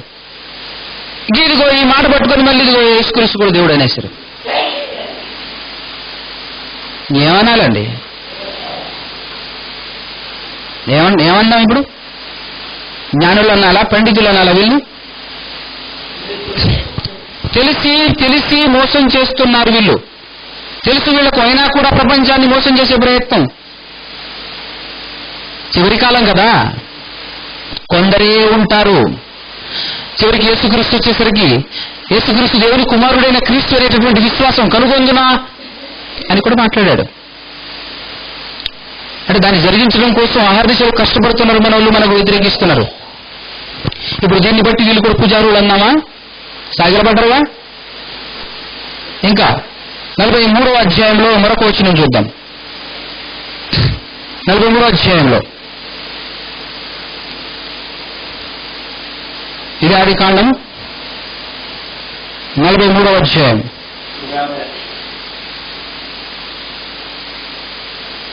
26. యోసేపు ఇంటికి వచ్చినప్పుడు వారు తమ చేతులలోనున్న కానుకను ఇంటిలోనికి తెచ్చి అతనికిచ్చి అతనికి నేలన సాగిలపడిరి. తూర్పు దేశపు జ్ఞానులు కూడా తీసుకొచ్చేసి కానుకలే తీసుకొచ్చేసి ఇచ్చేసి సాగిలపడ్డరు వాళ్ళు. వీళ్ళేం చేస్తున్నారు? కానుకలు తీసుకొచ్చేసి ఇంట్లో పెట్టేసి యోసేపు గారికి సాగిలపడుతున్నారు. యోసేపు గారు రాజు గనుక ఐగుప్తు దేశానికి రాజు పరిపాలన చేస్తున్నాడు అప్పుడు. అందుకోసమే రాజు గనక ఆయనే మా తమ్ముడు అన్న సంగతి వీళ్ళకు తెలియక తన సహోదరులే కానుకలు సమర్పించి సాగిలపడుతున్నారు. అంటే ఇప్పుడు ఇతను పూజారుడా? చెప్దామా అలా? పూజారుడు అందామా? చదువు. అప్పుడు మీరు చెప్పిన ముసలివాడైన మీ తండ్రి క్షేమముగా ఉన్నాడా, అతడు ఇంకా బ్రతికి ఉన్నాడా అని వారి క్షేమ సమాచారం అడిగినందుకు వారు, నీ దాసుడైన మా తండ్రి ఇంకా బ్రతికి ఉన్నాడు, క్షేమముగానున్నాడని చెప్పి వంగి సాగిలపడిది. ఇప్పుడు ఈయన పరిస్థితి ఏంటి? ఏంటండి? ఇంకా చూపిస్తాను. ఇంకొక మాట చూపిస్తాను. సమూయేలు గ్రంథం, మొదటి సమూయేలు గ్రంథంలో చాలా ఉన్నాయి, ఒకటి రెండు చూపిస్తా.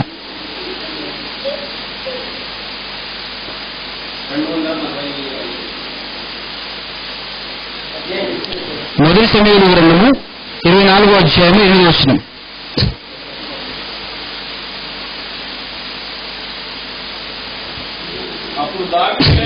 అప్పుడు దావీదు లేచి గుహలో నుండి బయటికి బయలు వెళ్ళి, నా ఏలినవాడా రాజా అని సౌలు వెనక నుండి కేక వేయగా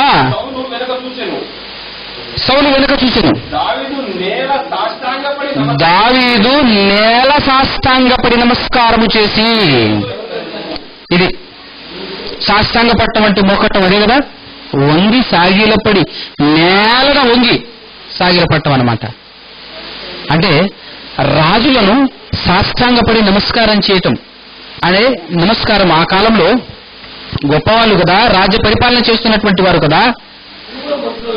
కాబట్టి వారిని నమస్కారం ఎలా చేస్తారంటే మామూలుగా మనుషులకు చేసేటటువంటి విధంగా కాకుండా వాళ్ళకు స్పెషల్ నమస్కారం అన్నట్టుగా వంగి సాగిలపడి దండం పెట్టడం అన్నమాట నమస్కారం. వంగి సాగిలపడి మొక్కటం నమస్కారం. నమస్కారం అది రాజు కదా, రాజ్య పరిపాలన చేస్తున్నాడు కదా, అందుకోసం. ఆ తర్వాత 25-23 చూడండి. 25-23 25వ అధ్యాయం 23వ వచనం. అబిగయిలు దావీదును కనుగొని గార్ధబము మీద నుండి త్వరగా దిగి దావీదునకు సాష్టాంగ నమస్కారము చేసి చూసావా, పీక్స్ దాటిపోయింది అంతే. ఇది పాదాలు పట్టుకొని మరి సాష్టాంగ నమస్కారము చేసింది ఆవిడ. ఎవరు? దావీదప్పుడు ఎవరు? రాజులకు చేసే నమస్కారం అది. రాజులకు చేసే నమస్కారం ప్రియులారా.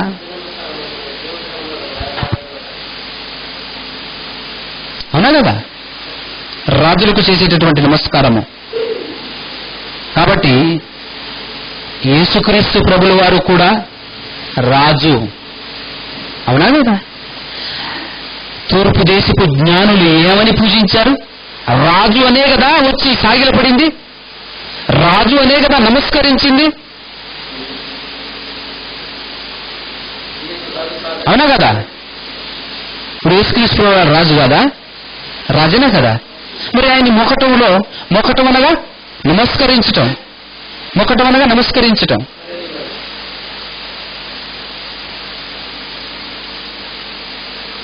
ఆరాధించడం అయితే కాదుగా. ఒకవేళ ఆరాధించడం అని ఒకవేళ నువ్వు గట్టిగా కూర్చుంటే పదాన్ని బట్టి, ఇంగ్లీష్లో వర్షిప్డ్ అని చెప్పేసి ఉండండి అని, అది తర్జుమాలో జరిగినటువంటి మిస్టేక్. ఎందుకంటే వాళ్ళు కూడా ఏమని విశ్వసిస్తున్నారు? వాళ్ళ విశ్వాసం ఏంటో తెలుసా? తర్జుమా చేస్తున్నటువంటి వాళ్ళ విశ్వాసం ఏంటో తెలుసా? యేసుక్రీస్తే దేవుడు. మీరైనా ఇంకా కొందరైనా యేసుక్రీస్తు కూడా దేవుడు అంటారు, కానీ వాళ్ళు యేసుక్రీస్తే దేవుడు అంటున్నారు. అందుకోసమే వర్షిప్ అనే పదం తగిలించడంలో తప్పేముందని తగిలించారు. దాన్ని బట్టి నువ్వు అపార్థం చేసుకుంటావా? అనే కదా వర్షిప్ అంటే ఆరాధించటం అన్నమాట. అంటే ఆరాధించటం అంటే అదేనా? చెప్పాలి మీరు గట్టిగా. ఆరాధించటం అంటే దాంతో సరిపెట్టుకుంటాడా దేవుడు? నువ్వు సరిపెట్టుకుంటావా? గంతే. ఆరాధించడం అంటే అంతే అని అనుకుంటే అంతే చేసి వెళ్ళిపోయి అంతే. మిగతా ఇక దేవుని మాటలు వినటం, ఆయన మాటల ప్రకారంగా బ్రతకటం, ఆయన మాటల ప్రకారంగా జీవించటం, అనేకుల్ని ప్రేమించడం, ఇదంతా వద్దా? ఆరాధించటం అనే పదానికి అర్థం నీకు తెలిస్తే, దేవుణ్ణి ఎలా పూజించాలో ఎలా ఆరాధించాలో నీకు తెలిస్తే వాక్యమే చెప్పింది. అవునా కదా? ఆయన ఆజ్ఞలను గైకొనుటే ఆయన్ని ప్రేమించుట, అతి మిక్కిలిగా ఆయన్ని ప్రేమించుటే ఆయన్ని ఆరాధించుట. అవునా కదా? యేసుక్రీస్తుని మనం ఎందుకు ప్రేమిస్తున్నామనంటే, యేసుక్రీస్తుని మనం ఎందుకు నమ్ముతున్నామంటే మనకు తెలియాలి. యేసుక్రీస్తుని పంపించింది దేవుడు గనక. దేవుడు పంపించలేదు కనుక యేసుక్రీస్తుని మనం యేసుక్రీస్తుని నమ్ముకోవటం వల్ల ఏమైనా లాభం ఉందంటారా? ఉపయోగం ఉందంటారా? యేసుక్రీస్తుని ఎందుకు నమ్ముకుంటున్నాం మనం అంటే యేసుక్రీస్తుని పంపించింది దేవుడు గనక. అవును కదా? ఆయన కుమారుణ్ణి హత్తుకోవాలి, ఆయన కుమారుణ్ణి ముద్దు పెట్టని వాని పైన దేవునికి కోపం వస్తుందని చెప్పేసి ఆల్రెడీ పాత నిబంధన గ్రంథంలోనే కీర్తనల్లోనే వ్రాయించాడు. నా కుమారుని పంపించబోతున్నాను, మీరు ఖచ్చితంగా నా కుమారుని చెంతకు రావాలి అని ఆయన చెప్పాడు. ఆయన ఆజ్ఞను గైకుంటున్నాం మనం. అది ఆయన్ని ఆరాధించడం అంటే. క్రీస్తుని నమ్ముకోవటం దేవుణ్ణి ఆరాధించడం ప్రియులారా. క్రీస్తుని నమ్ముకోవటం, క్రీస్తులా బ్రతకటం దేవుణ్ణి ఆరాధించటం.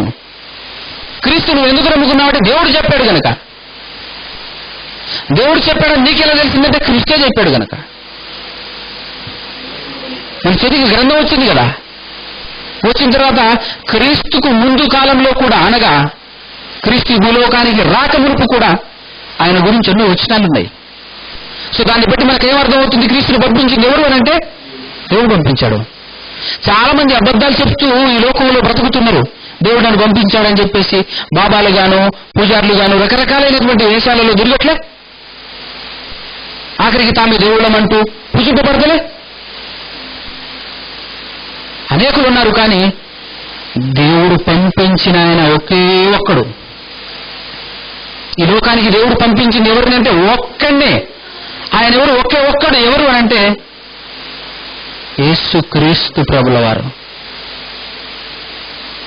ఆయనే దేవుడెవరో తెలియని అమాయకులైన మనలను, దేవుణ్ణి ఎలా పూజించాలో తెలియని మనలను దేవుణ్ణి ఎలా పూజించాలో నేర్పించింది అతనే. దేవుణ్ణి ఏ విధంగా పూజించాలో ఆరాధించాలో చెప్పింది అతను మనకు నేర్పించింది అతను.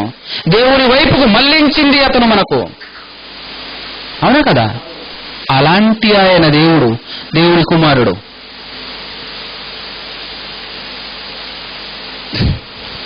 ఇప్పుడు ఏం జరుగుతుంది ఇక్కడ? సాష్టాంగ నమస్కారం, పాదాలు పట్టుకొని మరి. అంటే ఇప్పుడు దావీదును కూడా అదే చేశారు కాబట్టి ఈ వచనాన్ని బట్టి దావీదు కూడా పూజారుడు అంటారా? దావీదు కూడా పూజారుడు అంటారా ఇప్పుడు దీన్ని బట్టి? ఇదొక కోణం అయితే లాస్ట్ మరొక కోణం ఉంది. ఇంకో కోణం ఏంటనుకుంటున్నారా?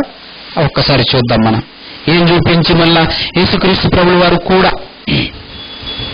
దానికంటే ముందు పిల్లరా ఒక మాట చూపిస్తాను. కొత్త నిబంధనలో కూడా అపొస్తలుల కార్యంలో ఒక మాట కనబడుతుంటది. కొత్త నిబంధనలో సహితము 16వ అధ్యాయం 29వ వచనం చూడండి. అపొస్తలుల కార్యం 16వ అధ్యాయం 29వ వచనం చూడండి ఒక మాట.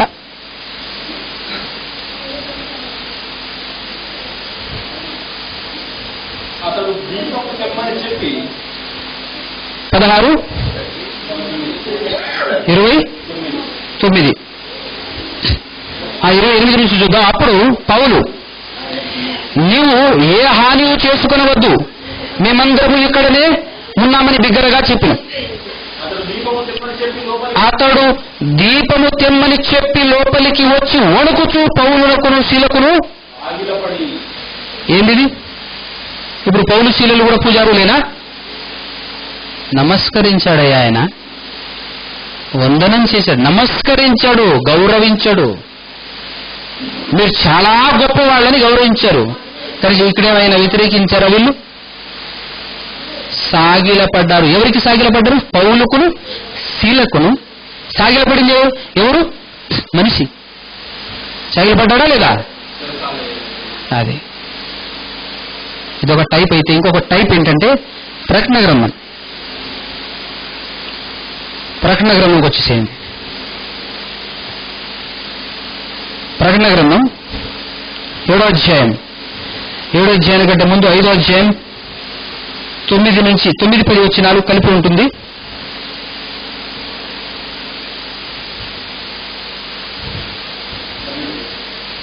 ప్రకటన 5వ అధ్యాయము 9 నుంచి చూద్దాం. రీజన్ మనకు కనపడాలి కదా. 9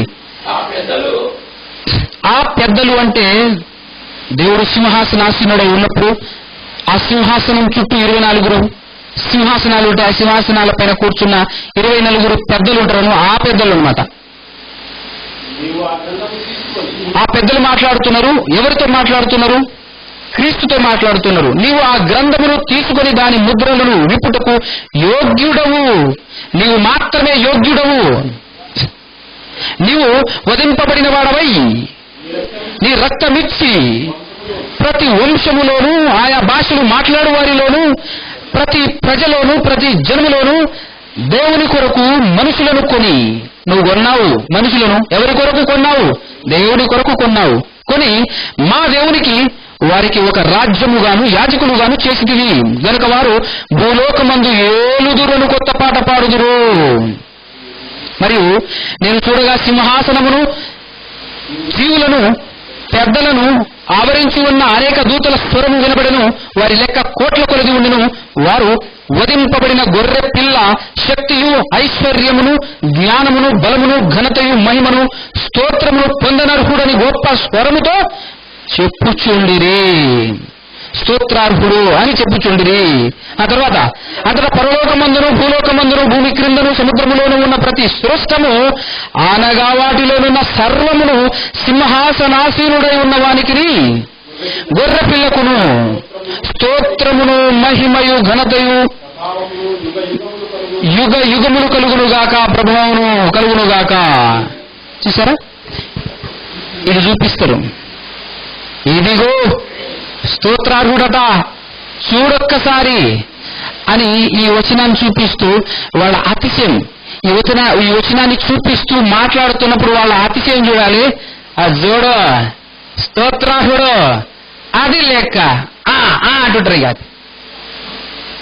ఏమర్థమైంది పిల్లరా? మీకు ఏమర్థమైంది? స్తోత్రార్హుడు దేవుడు, స్తోత్రార్హుడు. ఆ తర్వాత అక్కడ గొర్రెపిల్ల అనగా దేవుని కుమారుడైన క్రీస్తు కూడా స్తోత్రార్హుడే. ఎందుకు స్తోత్రార్హుడు? ఎందుకు స్తోత్రార్హుడు? చూద్దామా? చూద్దాం. లూకా సువార్త 19:38 చూడు. లూకా సువార్త 19వ అధ్యాయం 38వ వచనం చూడు.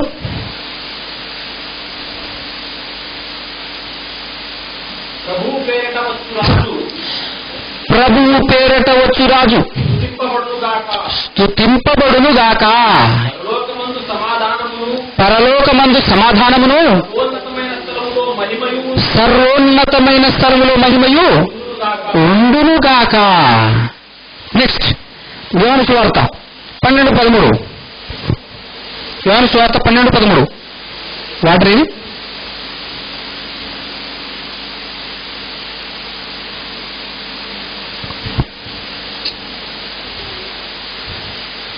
ఖర్జూరపు మట్టలు పట్టుకొని ఖర్జూరపు మట్టలు పట్టుకొని ఆయనను ఎదుర్కొనబోయి జయము ప్రభు పేరట వచ్చు రాజు వచ్చుచున్న ఇశ్రాయేలు రాజు స్తుతింపబడునుగాక అని కేకలు వేసిరి. ఎందుకు స్తోత్రిస్తున్నాడు? రాజు రాజు ఎవరికి? మనకు. దేవుడు ముల్లోకాలకు అధిపతిగా ఆయన నియమించాడు. నియమించిన దేవుడు ఎవరు నియమించాడు? క్రీస్తుని నియమించాడు. రాజుగా ప్రభు పేరట వచ్చు రాజు స్తుతింపబడునుగాక.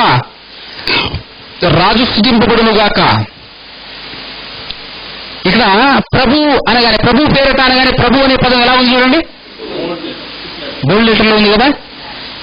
అంటే ఈ వచనం పాత నిబంధనలో ఉంది. పాత నిబంధనలో ఉన్న వచనాన్ని ఉన్నట్టుగా తీసుకొచ్చి ఇక్కడ రాయటం జరిగింది. ఆ ప్రభు అనే ప్లేస్ లో అక్కడ ఏముంటుందో తెలుసా? యెహోవా అని ఉంటుంది. అది చూద్దాం ఒకసారి. మనకు సందర్భానుసారంగా మనకు అర్థం కావడం కోసం దాన్ని చూద్దాం.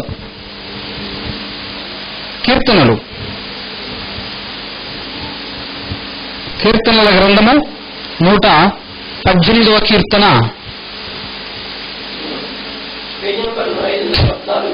118వ కీర్తన మనం అర్థం చేసుకోవటం కోసం వచ్చిన 26లో ఉన్న 16 నుంచి చదువు పిల్లారా, చక్కగా అర్థమవుతుంది. 16 నుంచి యెహోవా దక్షిణ హస్తము మహోన్నతమాయను, యెహోవా దక్షిణ హస్తము సాహస కార్యములను చేయును.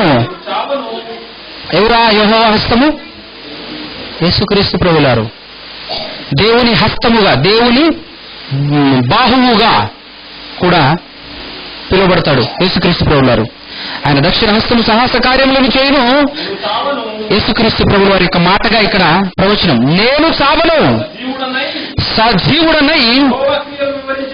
ఎవరి క్రియలు? దేవుని క్రియలు వివరించదను. ఇప్పుడు దేవుని క్రియలను వివరించడానికి వచ్చిందే కదా యేసుక్రీస్తు ప్రభువారు, అవునా కదా. నేను చావను, ఈ సజీవుడన్నై యెహోవా క్రియలు వివరించదను. యెహోవా నన్ను కఠినముగా శిక్షించెను గాని ఆయన నన్ను మరణమునకు అప్పగించలేదు. అంటే దాని అర్థం ఏంటో తెలుసా?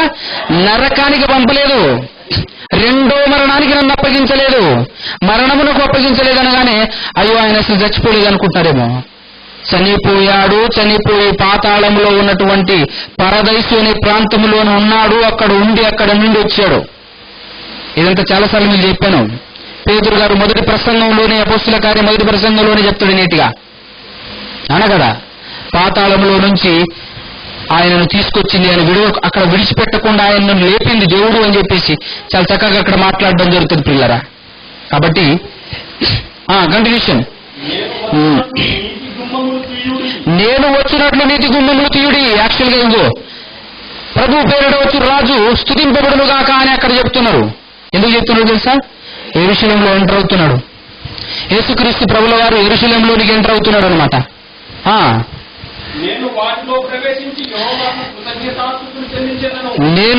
ప్రవేశించి యెహోవాకు కృతజ్ఞతాస్తుతులు చెల్లించదను.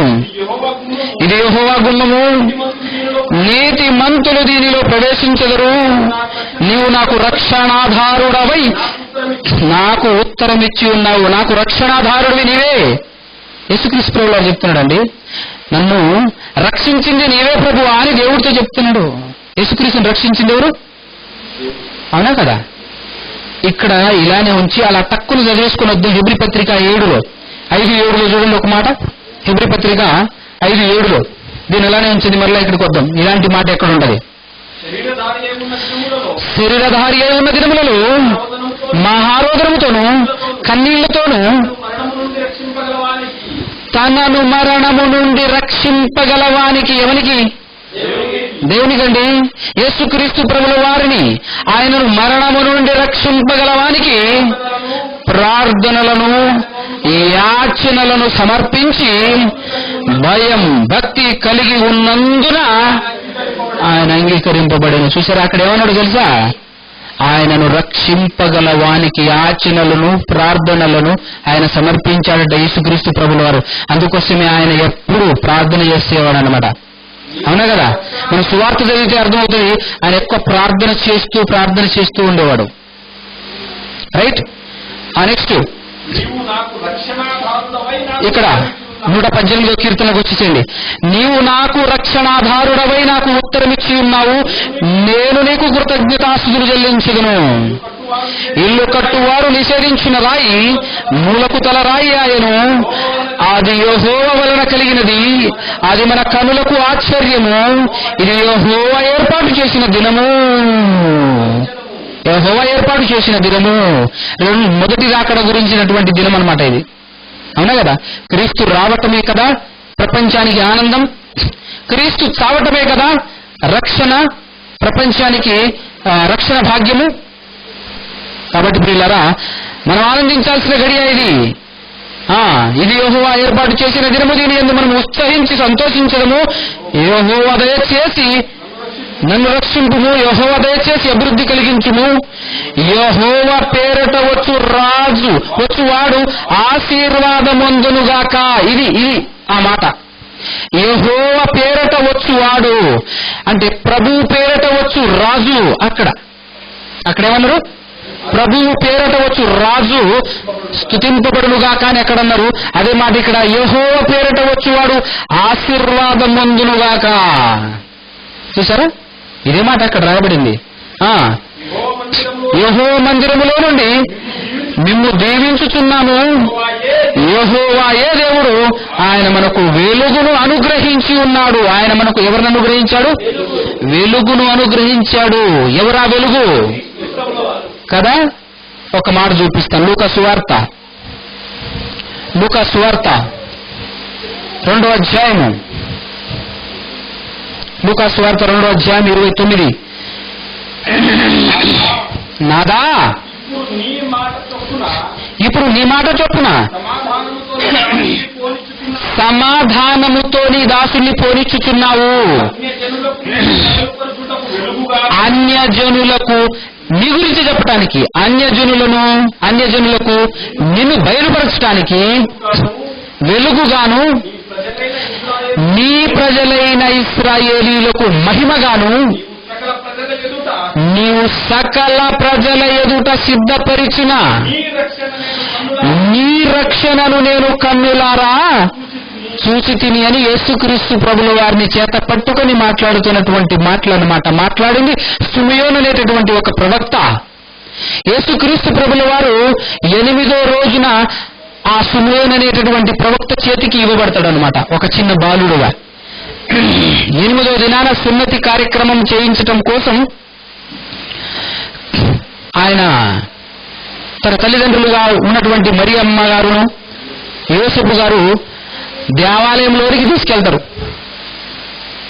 చిన్న బాలుడైనటువంటి యేసుక్రీస్తు ప్రభుల వారిని 8వ దినాన అక్కడికి తీసుకెళ్తే అక్కడ ఆల్రెడీ అతను ఒక వాగ్దానం పొందున్నాడు దేవుని దగ్గర నుంచి. ఎవరు? సిమియోను గారు.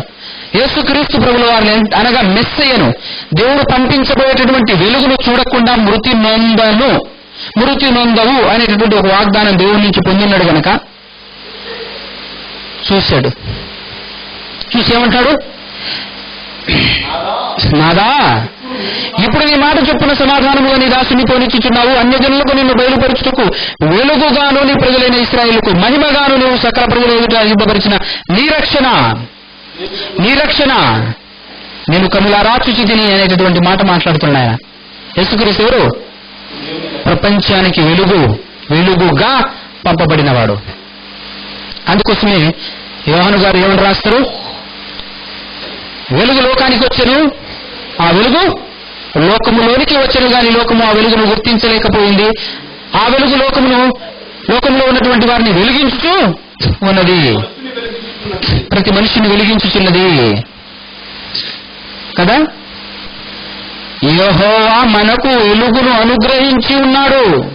అది కీర్తనలో చెప్పినటువంటి మాట. ఎలా అనుగ్రహించి ఉన్నాడు? రాజుగా. అవునా కదా? పరిపాలకుడు, మనల్ని ఏలుతున్నవాడు, మనకు ప్రభువు, మనకు రాజు. అసలు సిసలైన రాజు, ఎప్పటికీ నువ్వు అనకపోయినా ఎప్పటికీ రాజుగా ఉన్నది ఎవరు? దేవుడు కదా. ఆయన ఎప్పటికీ నిరంతరం రాజు. అయితే ఆ ప్రభువు, దేవుడైన ప్రభువు ఈ లోకంలో ఒక ప్రభువుని నియమించాడు. మనుషుల కొరకు ఒక ప్రభువుని నియమించాడు. ఒకే ఒక ప్రభువుని నియమించాడా? ఇద్దరు ముగ్గురు ప్రభువుని నియమించాడా? ఒక్కడే ప్రభువు. అవునా? ఒక్కడే ప్రభువుగా నియమించాడు.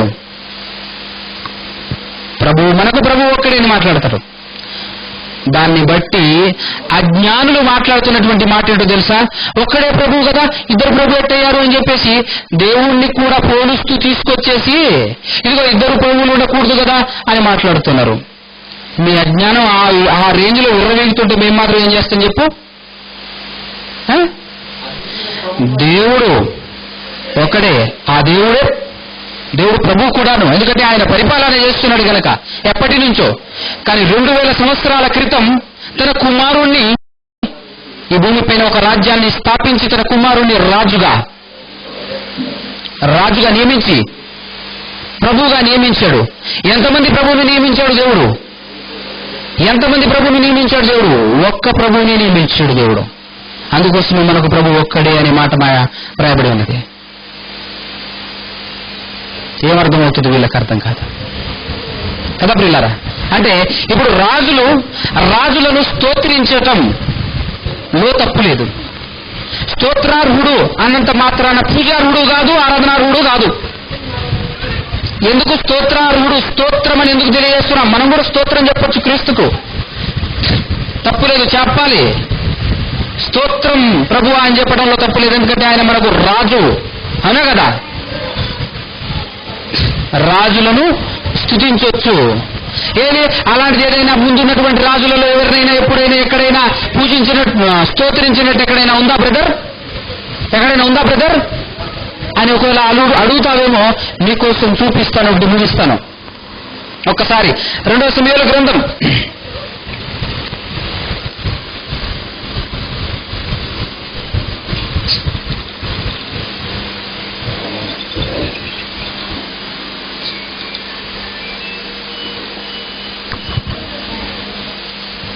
2 సమూయేలు గ్రంథం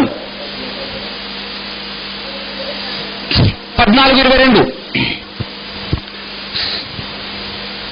2 సమూయేలు గ్రంథం 14:22 తరువాత యవ్వనుడగు అబ్షాలోమును రప్పింపుమని అతడు సెలవీయగా యోవాబు సాష్టాంగ నమస్కారము చేసి రాజును స్తుతించి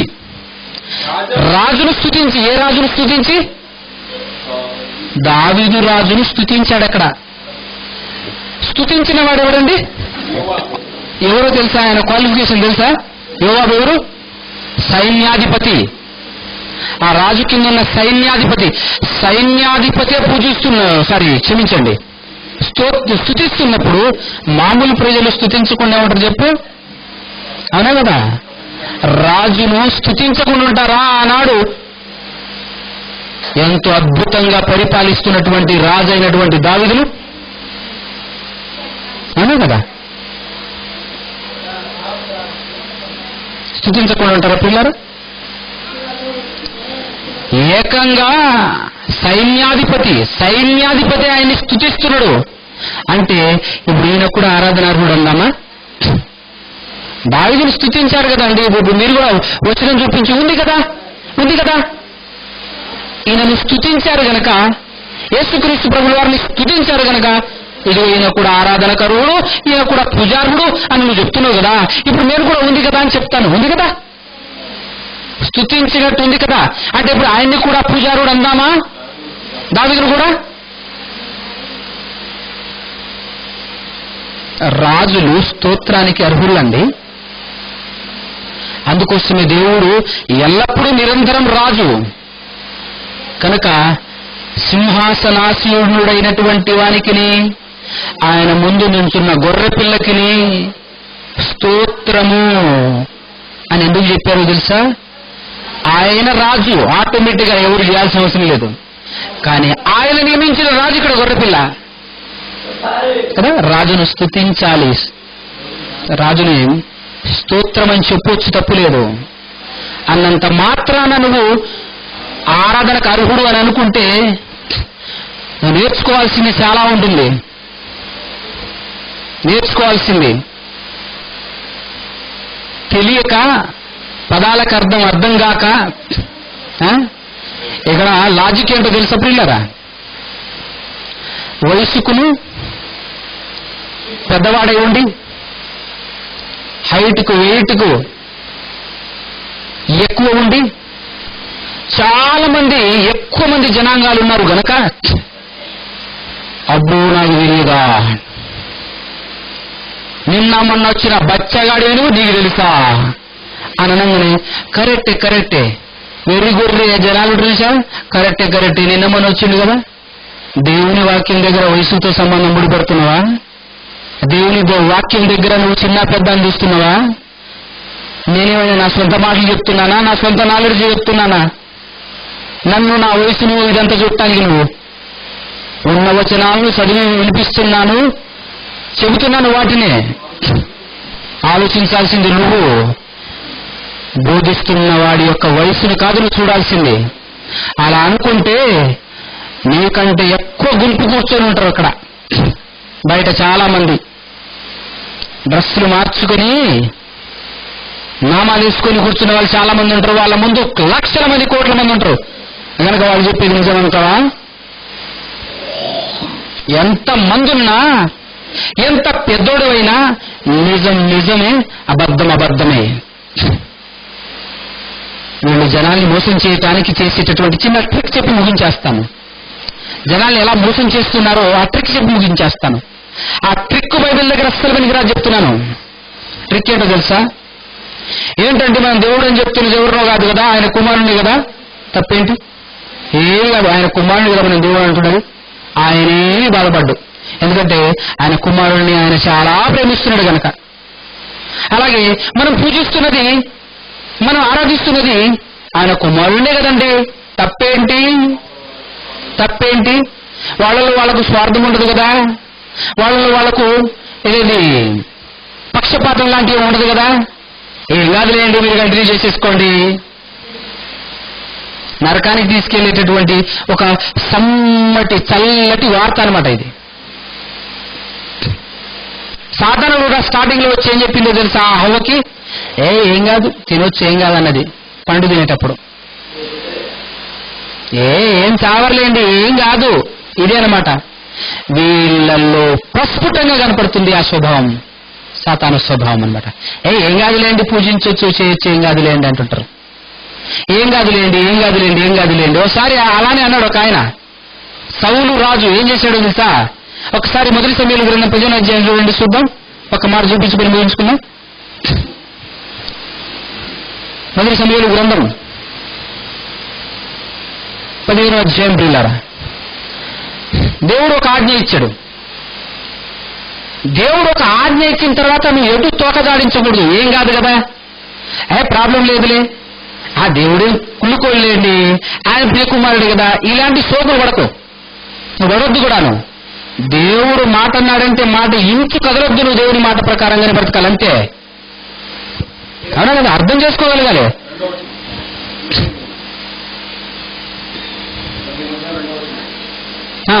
పదిహేనవ అధ్యాయము మొదటి సమయంలో గ్రంథం 2వ వచనం. సైన్యములకు అధిపతి యెహోవా సెలవిచ్చినదేమనగా, అమాలేకీయులు ఇశ్రాయేలీయులకు చేసినది నాకు జ్ఞాపకమే. వారు ఐగుప్తులో నుండి రాగానే అమాలేకీయులు వారికి విరోధులై మార్గం మధ్య వారి మీదికి వచ్చింది కదా. కాబట్టి నీవు పోయి కనికరింపక అమాలేకీయులను హతము చేయుచు పురుషులనేమి, స్త్రీలనేమి, బాలులనేమి, పసిపిల్లలనేమి, ఎద్దులనేమి, గొర్రెలనేమి, ఒంటెలనేమి, గార్ధములనేమి అన్నిటినీ హతము చేసి వారికి కలిగినదంతా బొత్తిగా పాటు చేసి అమాలేకీయులను నిర్మూలన చేయమని చెప్పాను. ఇది దేవుని ఆజ్ఞ. మహానుభావుడు ఏం చేశాడో చూద్దాం ఒక్కసారి. సౌలు గారు 8వ వచనం చూద్దాం.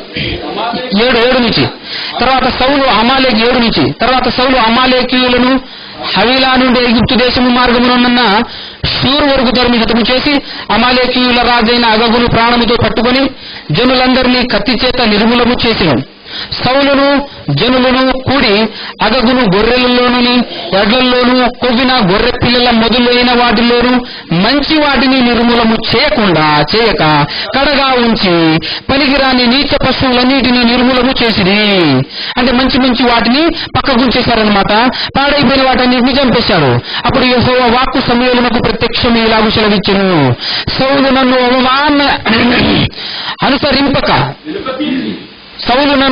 అనుసరింపక కరెక్ట్ గా అనుసరింపక వెనుక తీసి నా ఆజ్ఞలను గైకొనకపోయిన గనుక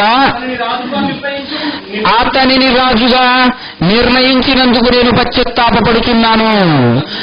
అందుకు సమూయేలు కోపావేశుడై రాత్రి అంతా యెహోవాకు మొరపెట్టుచుండెను. అయితే గిల్గాలులో నీ దేవుడైన యెహోవాకు బలి అర్పించుటకై జనులు శపితములకు గొర్రెలలోను ఎడ్లల్లోనూ ముఖ్యమైన వాటిని తీసుకొని వచ్చిరని సమూయేలుతో చెప్పెను. ఏమని చెప్తున్నాడు ప్రియులారా? స్పీడ్ గా ఎందుకు చదువుకుంటూ వచ్చానంటే మనకు కావాల్సిన మ్యాటర్ వరకు మనం వివరించుకొని ముగించుకుందాం, టైం కూడా అయిపోయిందని చెప్పేసి. అలా అనగానే ఎడ్లల్లోనూ ముఖ్యమైన వాటిని తీసుకొని వచ్చిరని ఏమంటాడంటే, ప్రజలు తీసుకొచ్చారు నేను కాదంటున్నాడు. ప్రజలు తీసుకొచ్చారు నేను కాదు. ఎందుకు? మళ్ళా నీ దేవుణ్ణి పూజించడానికే నీ దేవుణ్ణి మేము ఏం చేయడానికి? బలి అర్పించడానికి కదా. ఆ తప్పే ఉందండి అంటావా? అక్కడ దేవుని కోసమే కదండి తీసుకొచ్చింది, తప్పేంటి అంటావా? ఈ బ్యాచ్ ఇలానే అంటది ఇప్పుడు. అందుకు సమూయేలు తాను సెలవిచ్చిన ఆజ్ఞను ఒకడు గైకొనుట వలన యెహోవా సంతోషించినట్లు ఒకడు దహన బలులను అర్పించుట వలన ఆయన సంతోషించునా? ఆలోచించును. బలులు అర్పించుట కంటే ఆజ్ఞను గైకొనుటయు పొటేళ్ల కొవ్వు అర్పించుట కంటే మాట వింటే శ్రేష్టము. చూసారా?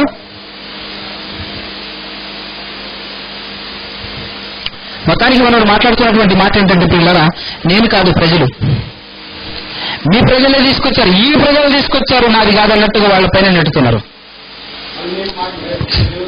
నేను నెరవేర్చాను దేవుని మాట. ప్రజలు ప్రజలు ప్రజలు అని చెప్పేసి అంటే ప్రజలను ఆధారం చేసుకుని, జనాలను గుంపును ఆధారం చేసుకుని మాట్లాడేటటువంటి వాళ్ళనమాట. దేవుడు కూడా కొందరు మాట్లాడుతున్నారు లేండి. ఎలా మాట్లాడుతున్నారు తెలుసా? ఎవరైనా ఈ డౌట్లు ఉన్నాయి తీర్చు అని చెప్పేసి కొంతమంది వెళ్ళేసి చర్చించడానికి ఆయన ముందు వెళ్ళేసి కూర్చున్నాడు అనుకో, డౌట్ ఉండి వచ్చిన ఆయన్ని పట్టించుకోకుండా ఆయనకు సంబంధమైన గుంపు చూసా, ఆ గుంపును ఆధారం చేసుకుని మీకు ఓకేనా? ఓకే సరే, నువ్వు నమ్మినా నమ్మకపోయినా పర్లేదు, మీకు ఓకేనా? ఓకే, మీరందరికీ ఓకేనా? ఓకే అన్నట్టుగా జనాలను చూసి, అతని జనాలు అతనికి చేయగొట్టకపోతే ఎవరు చేయగొడతారు చెప్పు? డౌట్ అని తీసుకొచ్చింది ఎవరు? నువ్వు ఎవరిని ఒప్పచెప్తున్నావు? ఎవరికి చెప్తున్నావు? వాళ్ళకి చెప్పినా చెప్పకపోయినా నువ్వేం చెప్పినా నమ్ముతారు వాళ్ళు. జనాలను బేస్ చేసుకొని మీరందరూ వింటున్నారు కదా, ఓకే చాలు ఇది నిజమే పద. మనకు కూడా ఒక సబ్జెక్ట్ దాన్ని బట్టి మనం మాట్లాడితే దాని తర్వాత కూడా కౌంటర్ మాట్లాడే వాళ్ళు ఏమంటారంటే ఒక్క రిఫరెన్స్ కూడా చూపించకుండా మాట్లాడి మొత్తం మీరు ఎవరు నిజం చెప్తున్నారు, ఎవరు అబద్ధం చెప్తున్నారు, ప్రజలు చూస్తున్నారు లేండి, ప్రజలు నిరూపిస్తున్నారు లేండి, ప్రజలు చూస్తున్నారు కదా చాలు మాకు అది. ఎవరు అబద్ధం చెప్తున్నారు, ఎవరు రైట్ చెప్తున్నారో ప్రజలందరూ గుంపుగా మా దగ్గరికి వస్తున్నారు, మాకు అది చాలు. అంటే దేవుడు మెచ్చుకుంటున్నాడా లేదా, వాక్యానుసారంగా ఉంటున్నాడా లేదా అని చూడవా? అంటే నీ బోధ జనాలను మెప్పించే బోధ, జనాలను ముట్టుకోరే బోధ, జనాల చేత పూడించుకునే బోధ, జనాల చేత తప్పట్లు కొట్టించుకునే బోధ, జనాల చేత జై కొట్టించుకునే బోధ అనేది ఏ బోధ చేస్తున్నావు నువ్వు? జనాలను ఆధారం చేసుకుని జనాలే ప్రామాణికమా నీకు? జనాలు చాలా మంది ఒప్పుకుంటారు నిజమేనా? జనాలు ఎక్కువ మంది ఒప్పుకున్నారు అనుకో, అది సత్యమేనాగా. నేను ఎప్పుడు చెప్తుంటాను, మనుషుల్ని బట్టి కాదు, కోట్ల మంది ఒకవేళ 2 2 5 అన్నాడు అనుకో, ఒక్కడే 2 2 4 అన్నాడు అనుకో, ఈడు ఒక్కడే అంటున్నాడు కదా అని చెప్పేసి వీడికి తప్పు అనటం ఎంత మాత్రం కరెక్ట్ కాదు. ఎంతమంది ఉన్న 2 to the 4 అదే రైటు. అవునా కదా? నేను చెప్పినా, ఇంకోటి చెప్పినా, చిన్నోడు చెప్పినా, పెద్దోడు చెప్పినా, ముసలోడు చెప్పినా, పసిబాలుడు చెప్పినా నిజమే, అబద్ధమే అంతే. అలా విశ్వసించాలి. కానీ జనాల్ని పట్టుకొని నాతో ఉన్నవాళ్ళు నాతో ఉంటే చాలు అన్నట్టుగా వచ్చిన వారికి సమాధానం చెప్పడం లేదు, వచ్చి అడుగుతున్నటువంటి వారికి సమాధానం చెప్పే అసలు పరిస్థితే లేదు అక్కడ. వాళ్ళ దగ్గర ఉన్నటువంటి జనాలు ఎక్కడ మిస్ అయిపోతారని వాళ్ళని కాపాడుకునే బోధ చేసుకుంటూ, వాళ్ళని రక్షించుకుంటూ, అమ్మయ్య మీరున్నారు నాతో పాటు, అది చాలు, నాకు కావాల్సింది జనాలు, అది చాలు అనుకుంటూ ముందుకు సాగేటటువంటి బోధ చేసుకుంటూ పైనుంచి రంగేవేయటం ఎక్కడ దిక్కు దేశం. కాబట్టి పిల్లారా, దేవుడొక్కడే అని చెప్పటం మంచిది, బైబిల్ చెప్పింది, అది రైటు. ఏ దేవుడు అని అడగటం సాతాను సంబంధమైన బోధ. అది కనబడే దేవుడు, కనబడింది దేవుడు, ఒక దేవుడు కనబడ్డాడట, ఒక దేవుడు కనబడలేదట, అది వాళ్ళ బోధ. ఇద్దరు దేవుడు పూజారులు, దేవుడు ఇద్దరు. వీళ్ళ దృష్టిలో తండ్రులు ఎవరో తెలుసా? ఇద్దరు. ఇవి మనం ఏం చెప్తామండి, ఇంతకంటే దారుణమా? ఇద్దరు తండ్రులకు పుట్టినటువంటి వాళ్ళట వీళ్ళు. నాకు ఇద్దరు తండ్రులు, ఈయన కూడా తండ్రే, ఆయన కూడా తండ్రే. కొంచెమని ఉండాలండి. సైజులో ఎదిగిపోవటం కాదు, గుంపును సమకూర్చడం కాదు. లక్షల మంది ఉన్నవాడు కదా అబద్ధం చెప్పట్లేదా? మాకు లక్షల మంది ఉన్నారు కనుక మాది రైటే అని అనుకోవడానికి జనాలను బట్టి సత్యం అనుకుంటున్నావా? గుంపును బట్టి ఇది నిజం అనుకుంటున్నారా? జాగ్రత్త ప్రియులారా, జాగ్రత్త. మోసపోకండి. మోసపోతే మీ ఇష్టం. ఎంతమంది వ్యతిరేకించినా, ఎంతమంది ఏం చేసినా సత్యం సత్యమే, సత్యం చెప్పుకుంటూ ముందుకు వెళ్ళటమే. అర్థమవుతుందా? పూజారుడు ఒక్కడే. మనం ఆరాధించాల్సింది దేవుణ్ణి. ఎలా ఆరాధించాలన్నప్పుడు యేసుక్రీస్తు ప్రభువుల వారే స్వయంగా చెప్పాడు. దేవుడు ఎలా ఆరాధించాలో ఆయన చెప్పాడు. క్రీస్తు ద్వారా, పరిశుద్ధాత్ముని ద్వారా, క్రీస్తు ద్వారా పరిశుద్ధాత్ముని సహాయంతో, ఆత్మతోనూ సత్యముతోనూ దేవుణ్ణి ఆరాధించాలని ఆయన చెప్పాడు, మనకు సూచించాడు. ఆ ప్రకారం మనం ఆరాధిద్దాం.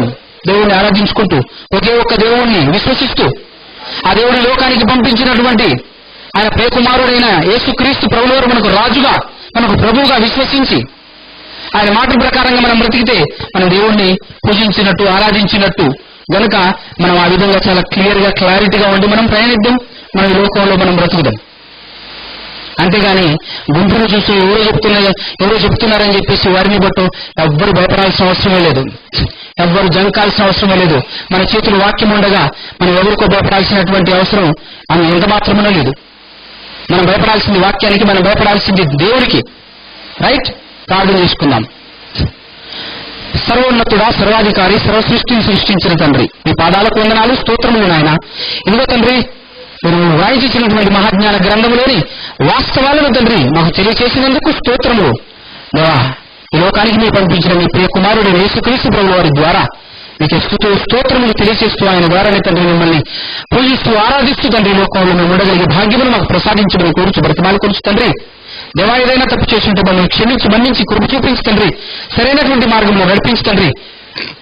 మీ వాక్కులను మాకు వినిపింపచేసి తండ్రి, మీ మాటలను ప్రతిరోజు చదువుకోగలిగేటటువంటి భాగ్యమును మాకు దయచేయండి తండ్రి. ప్రతిరోజు చదువుకుంటూ, ప్రతిరోజు చదివే ఆసక్తిని కూడా మాకు ప్రసాదించమని తండ్రి. చదువుతూ, పరిశీలన చేస్తూ తండ్రి ముందుకు సాగే భాగ్యమును మాకు ప్రసాదించమని కోరుచు బ్రతిమాలు కొలుచు తండ్రి. ఇదిగో నాయన, మీ ప్రియకుమారుడు లోక రక్షకుడైనటువంటి యేసుక్రీస్తు ప్రభువు వారి పేరిట ఈ ప్రార్థన మీ పాదాల సన్నిధి నుంచి మీకు సమర్పించి అడిగి వేడుకొంచున్నాను కదా తండ్రి. ఆమేన్. అందరికీ వందనాలు ప్రియులారా.